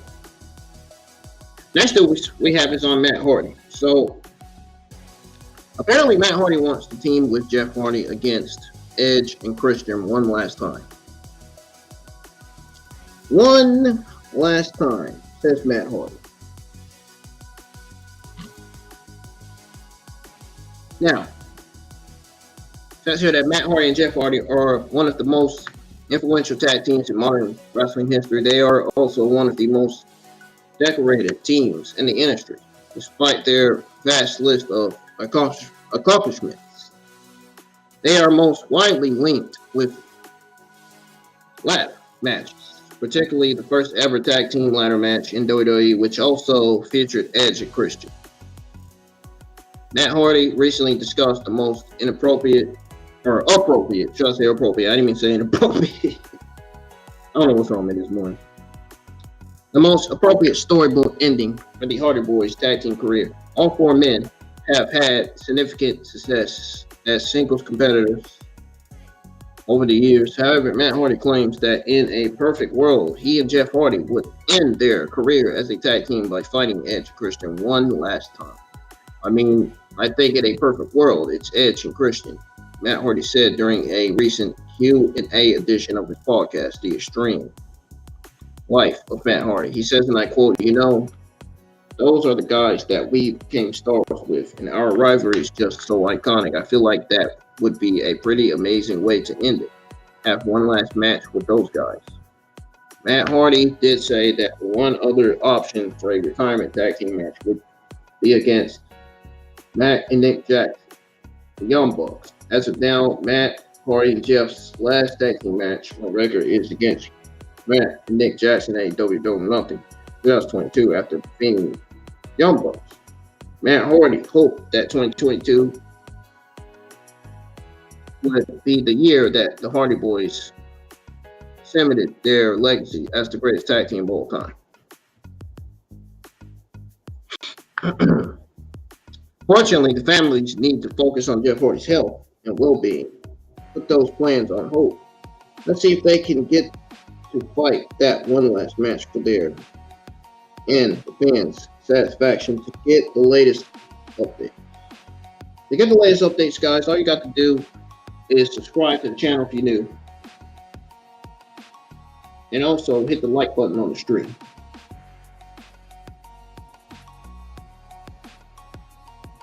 Oh, and also, what do you guys think of this story? Let me know in the live chats. Please, I really appreciate it.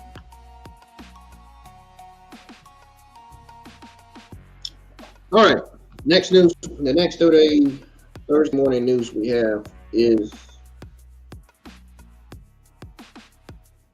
on, let me see.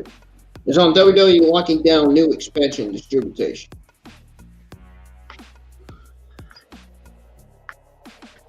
The news on that.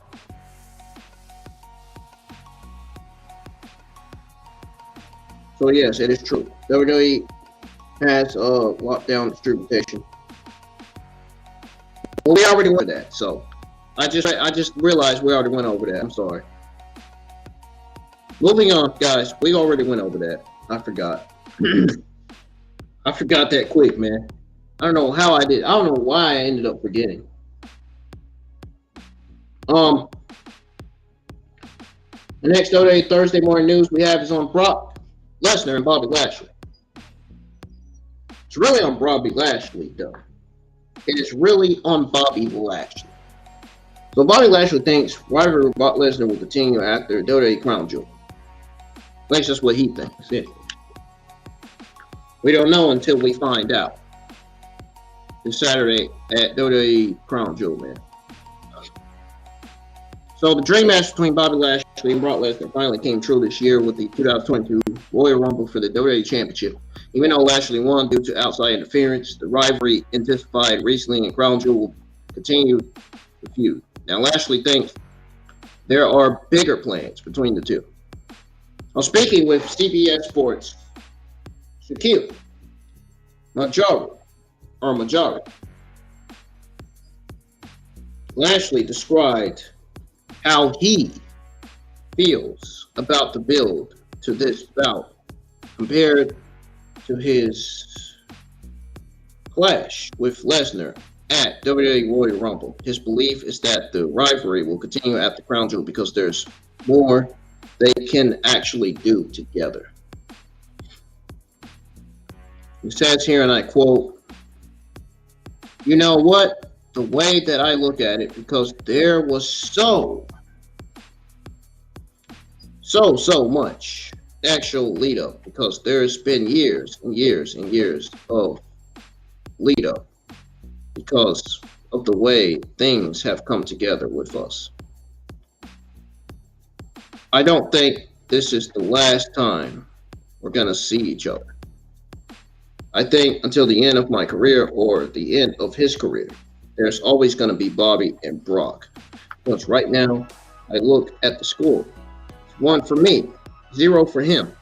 So if it's 2 for me or 0 for him at the Crown Jewel, I'm sure he's going to come back for another one. He's got to avenge his losses." And he continues on to say, "So I like the build-up because I think the build-up is really important because of what happened last time. Because there wasn't that real resolution to anything except me hitting him. This time there's going to be a lot more hype.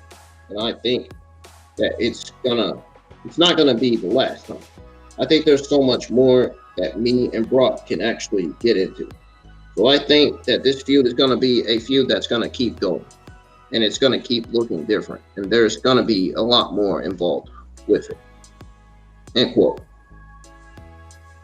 Lashley thinks that Lesnar will be defeated at Crown Jewel. However, he feels Brock will seek retribution if that happens. He states that he likes the nature of their feud because Lesnar wants a fight and he's willing to oblige. This time, I think this might be a time where I can finally put him, but I don't think Brock's the type of person that's just gonna let somebody beat him 2 times in a row and then not even come back to avenge that. So I like the competitor he is, because Brock doesn't care. Brock wants to fight. Brock wants to hurt. Since he wants to, then he's gonna come with it. We'll see what happens next after Crown Jewel between Lashley and Lesnar. The rivalry has money all over it. Should the feud between Lesnar and Lashley continue? Sound off in the live chat, man. I mean, if it's going well, then it did. That's what that depends on the geeks online. That depends on the fans in the community. That depends on people like JD and myself. And I think it should continue. I mean, I think it's going well. I mean, at least it's keeping Raw going somehow. Like what Sassy said. Like what one of the guys in the live chat said. At least Brock Lesnar is keeping Raw hot, you know, or whatever.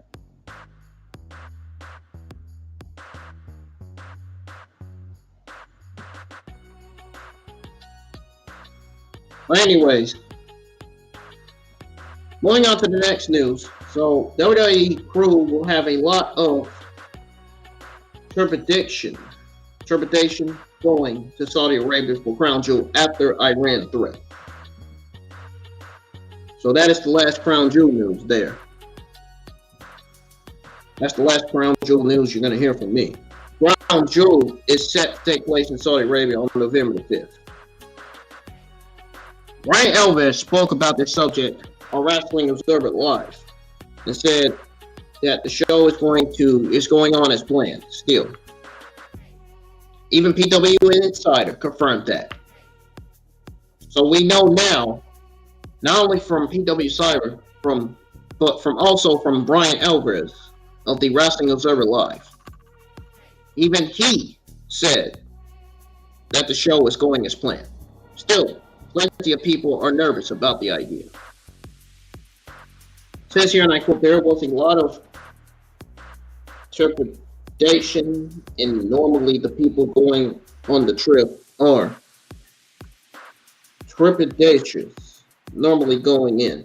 But now you have this on top of everything else, so it appears that the show must go on. And hopefully everything turns out all right, end quote. So once again, not only PW Insider confirmed that the show is going on, but also Brian Alvarez of Wrestling Observer Live even says the show must go on, and I assume even Fightful confirmed that as well. There will definitely be strict protocols in place to ensure that the safety of all the WWE superstars. Therefore, everything will probably be all right heading into the show. We can only hope that WWE's crew makes it to Saudi Arabia for Crown Jewel, where they can have their big show without any problems.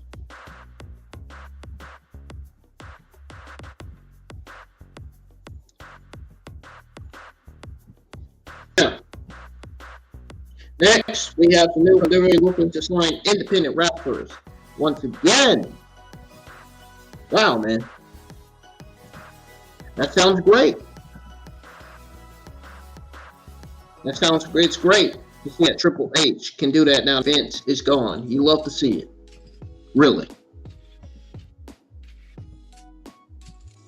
WWE continues to incorporate elements from the old NXT into the new version of the Elemental brand. Last year, WWE made changes to the production and look of NXT, which looked god-awful, in my honest opinion. They are also replacing smaller and older wrestlers with their taller and younger athletes.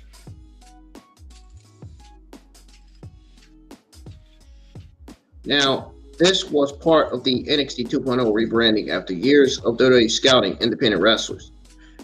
On the October the 4th edition of NXT, the company showed off a new stage and returned to the black and gold colors that fans are used to seeing with the brand, although there is still a lot of character development going on. The emphasis has shifted to in-ring action rather than promo segments, like in pretty much NXT 2.0, for an example. Brian Alvarez of F4W Online reported via his Twitter super follows that WWE is once again scouting independent talent. Also, WWE's Gabe Sapolsky attended the Diffie event this past weekend. As previously reported, WWE released 5 NXT stars, including Vahi Hayward on Tuesday. Let's see what happens to get the latest updates. Keep an eye out on Ringside News, because keep an eye out on me as well, because I'm also going to be getting this type of news from Ringside News. And if you want to check out Ringside News, all you got to do is go to their website. Or if you want to hear the news from me, truly, yours truly, I will be live with my WWE and AEW Friday afternoon news. Giving you guys your WWE AEW Friday afternoon news. So, make sure you're there. It's going to be great. And make sure you're in the live chats for my SmackDown and Rampage watch along. We're going to watch SmackDown and Rampage. We're going to listen to it together. Listen to the commentary and the action and stuff. Next, we have some news on the WWE quarter earnings. So apparently, WWE Strong third quarter 2022 earnings report boosted by multiple factors. Yes, we're boosted by multiple factors, guys. I'm not joking.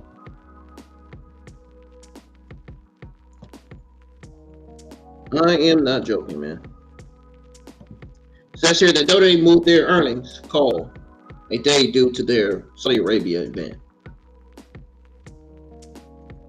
As of this writing from Ringside News, the call has yet to take place. So Ringside News will actually give us all the updates. Will give me all the updates on it as well. It will probably give all the other wrestling YouTube content creators the updates on it. Ringside News has the final results for its third quarter earnings that ended September the 30th, 2022, because the company dropped their earnings report. WWE's company president and chief financial officer Frank Reddick said that they exceeded their guidance. OIBDA adjust rose 17%, reflecting a 19% increase in revenue from the previous year. Growth in their media business, as well as a change in the timing of revenue tied to specific license agreements, were the main factors that contributed to their financial success. An increase in some expenditures associated with supporting content creation was more than offset by these factors. According to PW Insider, WWE now projects adjust OIBDA for 2022 to be at the higher end of 370 to 385 million range. Sorry, I'm scratching my head. I'm kind of itchy. I'm kind of hyper a little bit. I told you I ain't had my medicine yesterday, guys. I'm gonna have my medicine today, though, this time. WWE co-chief executive officers Stephanie McMahon and Nick Khan addressed the third earnings, the quarter 3 earnings. So it says here, and I quote, "We generated strong financial results in the quarter, highlighted by record revenue and adjusted OIBDA for a third quarter, and remain firmly on track to deliver record revenue and adjust OIBDA for the full year. We continue to effortlessly execute our strategy, including staging a recording setting, international stadium event, Clash at the Castle in early September, Clash at the Castle, as well as our other premium live events, including SummerSlam and Extreme Rules, all continue our streak of delivering record viewership for each respective event. Those PLEs, along with strong ratings for our flagship programs on SmackDown, continue to expand the reach of our brands and enhance the value of our content across various platforms, both domestically and abroad. End quote. WWE provided adjusted OIBDA guidance of $360 to $75 million for the entire year 2022 in February. The company increased its forecast in August to $370 to $385 million. In other words, $370 million to $385 million. The company currently anticipates that adjust OIBDA for the entire year 2022 will be at the higher end of the range of $370 million to $385 million, based on performances through the first 9 months of the year, as well as management's current estimates for the quarter.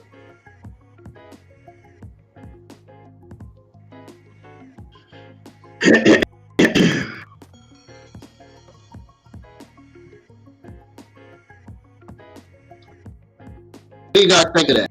Let me know.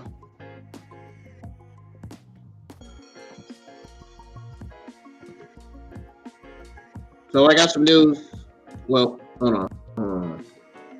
I think that's the last news I got. I think that's the last Thursday morning news I got. Let me check it.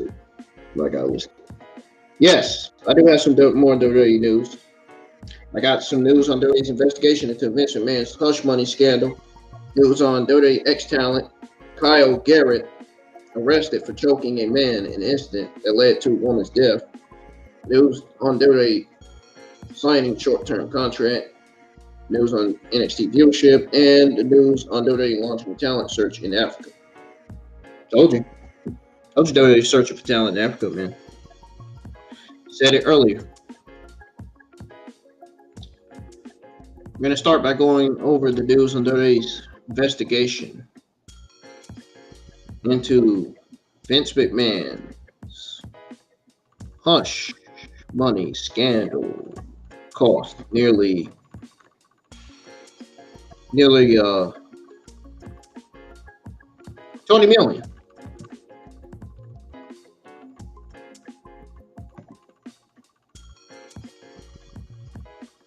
Now, Vince McMahon made several headlines back in June after it was revealed that he secretly paid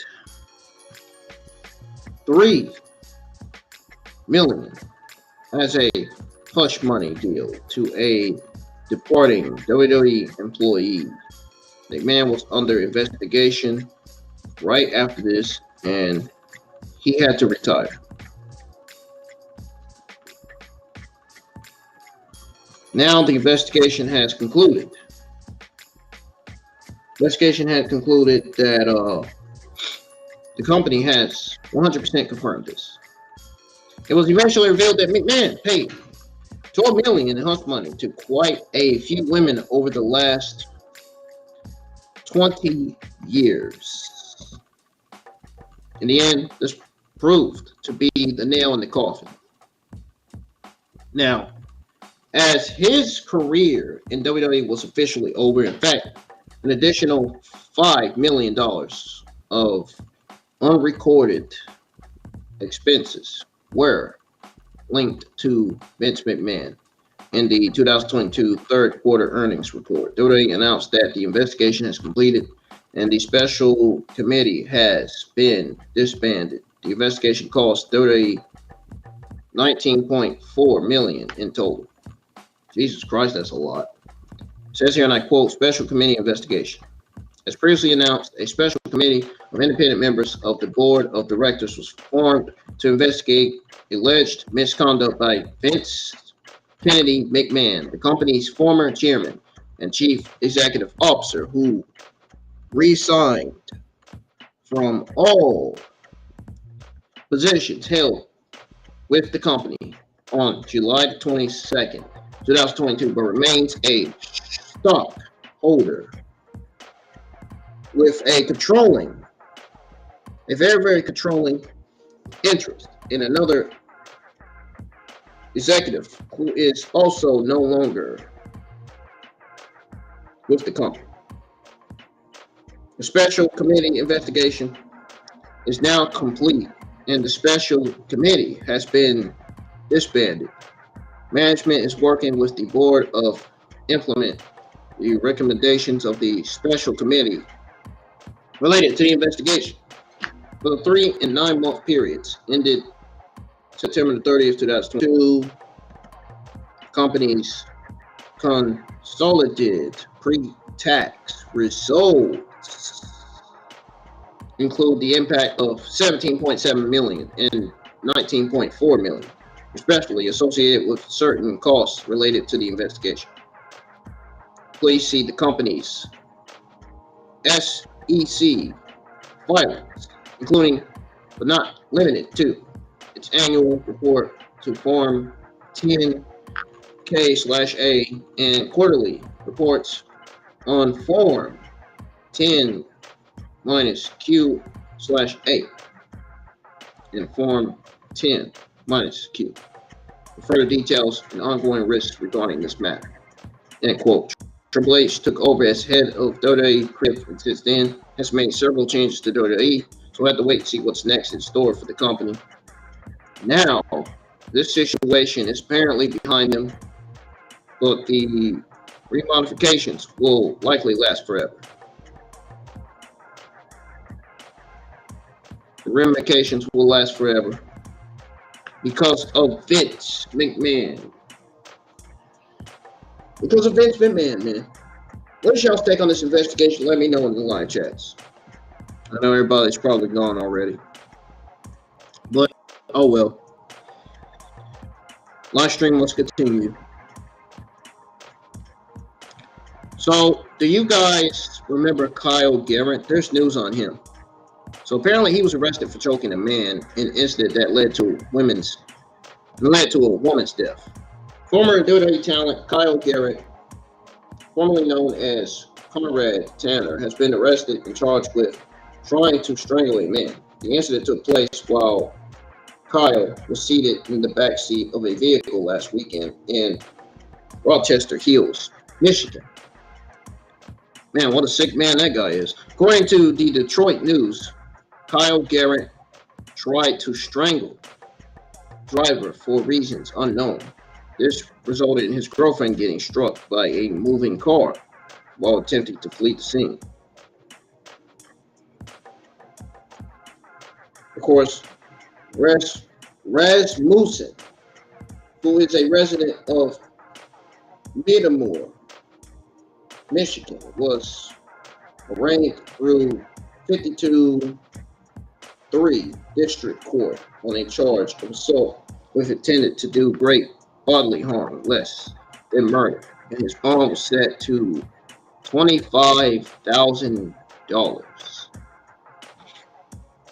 According to local police, Kyle Garrett was a passenger in a 2012 Corvette, or I think it was a Chevrolet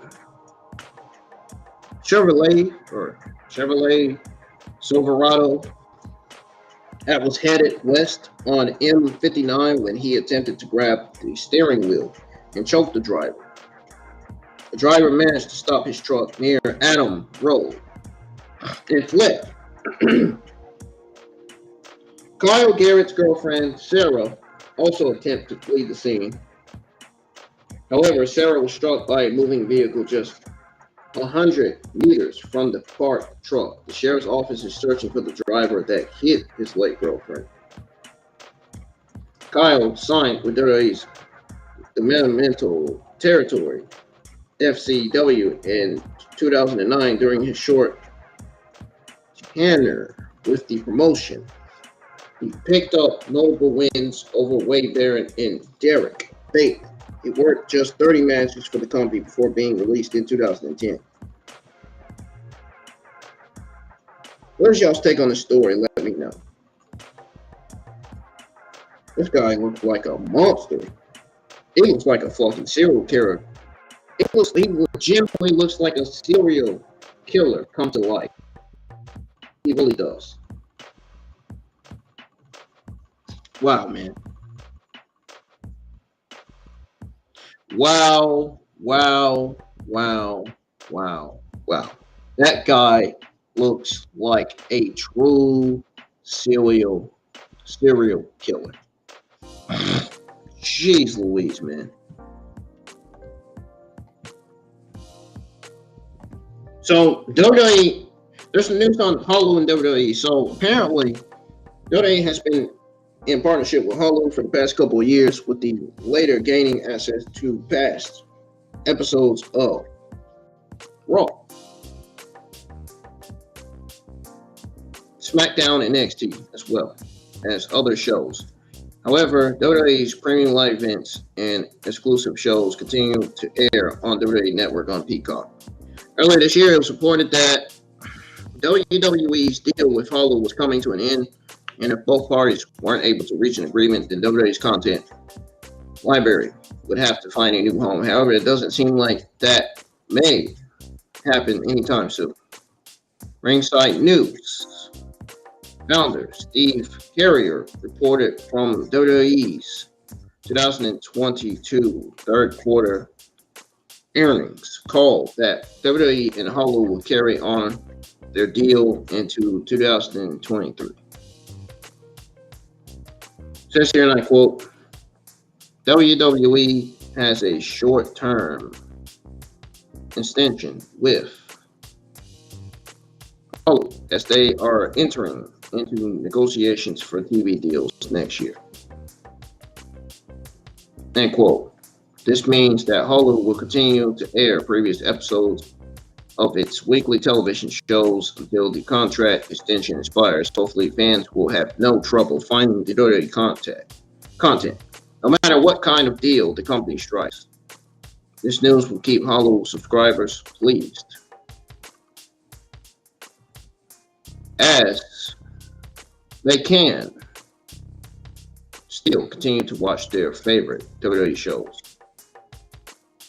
It will be interesting to see if they will re-sign with Hulu once this extension expires as well. What do y'all make of WWE's extension with Hulu? NXT viewership drops to an all-time low with Halloween Havoc fallout, apparently. WWE NXT brought another episode to the USA Network this week. How did the viewership turn out after Halloween Havoc? According to WrestleNomics, the November the 1st episode of NXT brought in overnight average of 670,000 viewers with a .13 to 18.9 demographic. So that was the viewership for that show. So there's some news of WWE launching talent search in Africa. WWE boosts a reboost roster full of talent. Despite this, WWE is always looking to recruit new talent to its growth roster. Now it looks like WWE will extend its talent to search Africa. During today's Q3 earnings call, WWE CEO Nick Khan revealed that WWE will start a talent search in Africa as soon as next week. The company will dispatch its recruitment team to Nigeria to kickstart the process. This deal also involves the introduction of new located WWE content, starting with content creation around the WWE talent search in Africa beginning next week. We will have members of the WWE talent recruiting team traveling to Nigeria to start the search. End quote. WWE was supposed to hold a 2-day tryout back in 2020. But WWE, that never took place due to the COVID-19 pandemic. Recently, WWE held tryouts in Nashville, Tennessee, as part of their SummerSlam weekend, which resulted in 14 college athletes receiving their WWE contracts. Let y'all's take on WWE's talent search in Africa.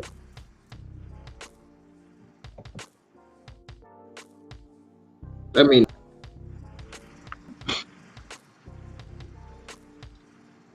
That's going to do it for your WWE Thursday morning news.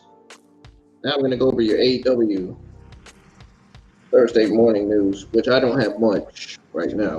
I don't really have much.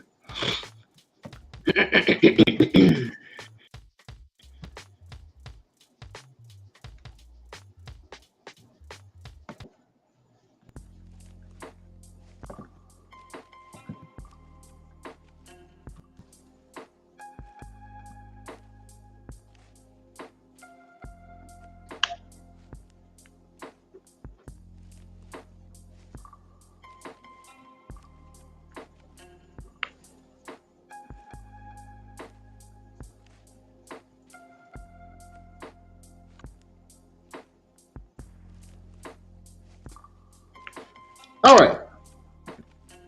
So let's start with the news on AEW dropping quit the House of Black promo during Dynamite this week.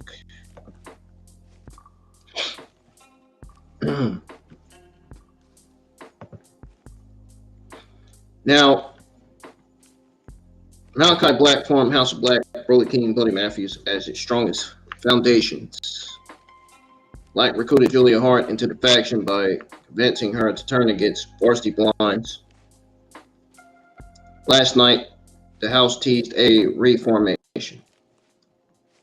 AEW dropped a cryptic House of Black video package during Dynamite. The Vagnet showed Julia Hart disposing of the bodies of Malachi Black, Brody King, and Buddy Matthews. The package ended with Black rising from the grave.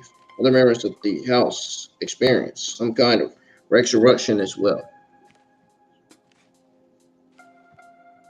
AEW aired a similar promo during a previous episode of Dynamite as well. The faction last appeared together during their 6-man tag team match at All Out. Malachi Black, Brody King, and Buddy Matthews squared off against Sting, Darby Allen, and Miru that night. Malachi Black requested some time off from AEW to deal with mental health issues, and he was granted a condition release. So we have to wait to see what's next for House of Black.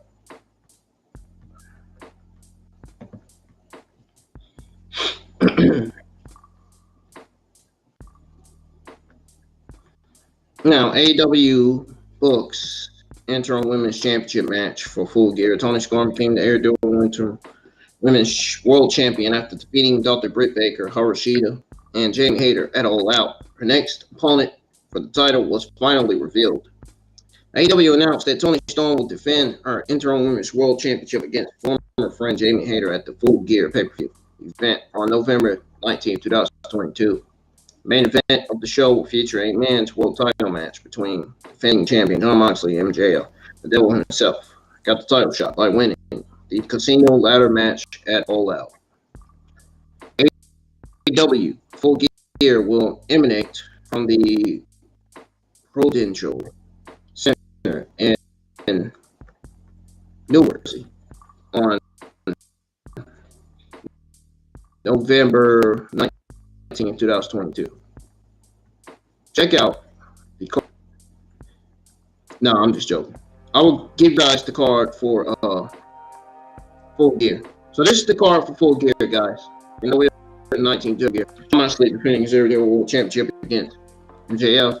Toni Storm defending her AEW Into Women's World Championship against Jamie Hayter, which I'm going for Jamie Hayter on this one.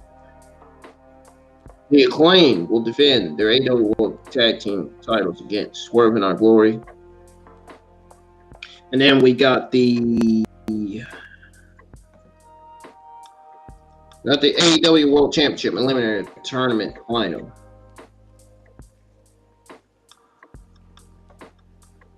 What's y'all's take on the story? Let me know.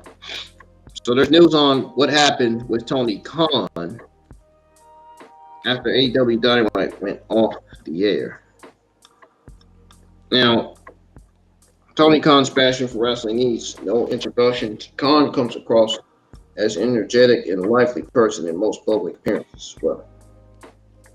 The AEW head honcho appeared after Dynamite this week, but things didn't go as he thought they would. According to PW Insider, Khan appeared after the show in Baltimore to thank the fans in attendance. Khan then introduced Matt Hardy, but instead he was trolled by Stokely Holloway. It says here, and I quote, AEW President Tony Khan came out to thank Baltimore. He introduced Matt Hardy, but instead Stokely Holloway came out and said that the party is over and Khan can get to the bag. End quote. Before Khan's arrival, Samoa Joe helped Wardlow get up on his feet. Mr. Mayhem suffered a devastating spine buster, courtesy of Powerhouse Hobbs during the main event. What's y'all's take on this story? Sound off in the live chats.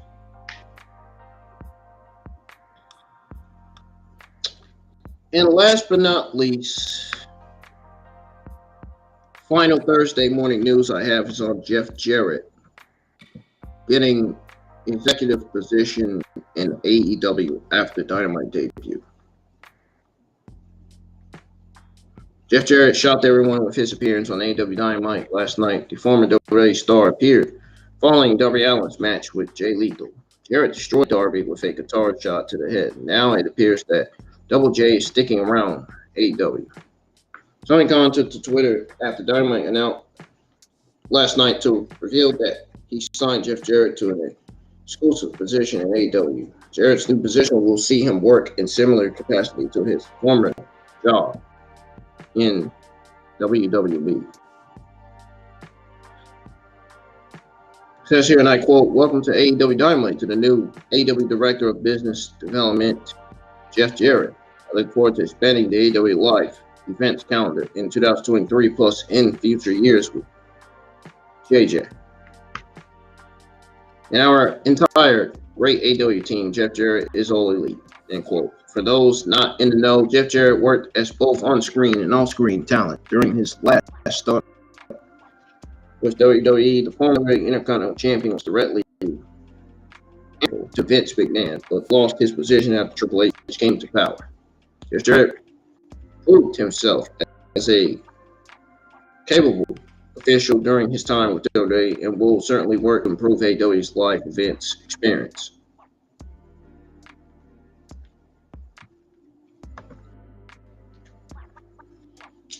Ladies and gentlemen, I'm getting out of here. Finally getting the heck out of here. Oh, finally, man. I am done.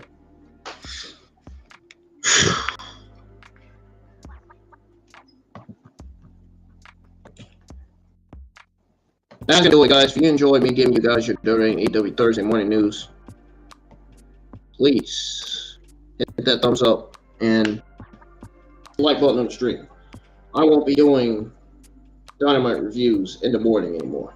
It'll be back to going live with my Dynamite reviews at 10:20 p.m. or 10:30 from now on. I have a few announcements to make. Number one, I will not be streaming content on the channel. I will not be going live with a WWE and AEW Thursday afternoon news live stream. But I'll be live getting you guys your WWE and AEW Friday afternoon news this Friday afternoon. And then this Friday night, I'll be live for SmackDown and Rampage. And then this Saturday night, I'll be live for Crown Jewel. I'll be live for your Crown Jewel watch along. And I may stream some games this weekend. I don't know. I say that every time and I don't do it.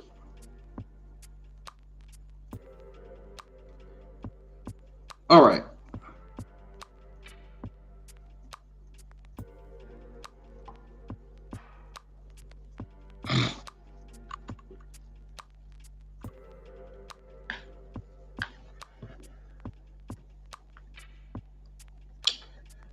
All right, guys. I'm getting the heck out of here, man.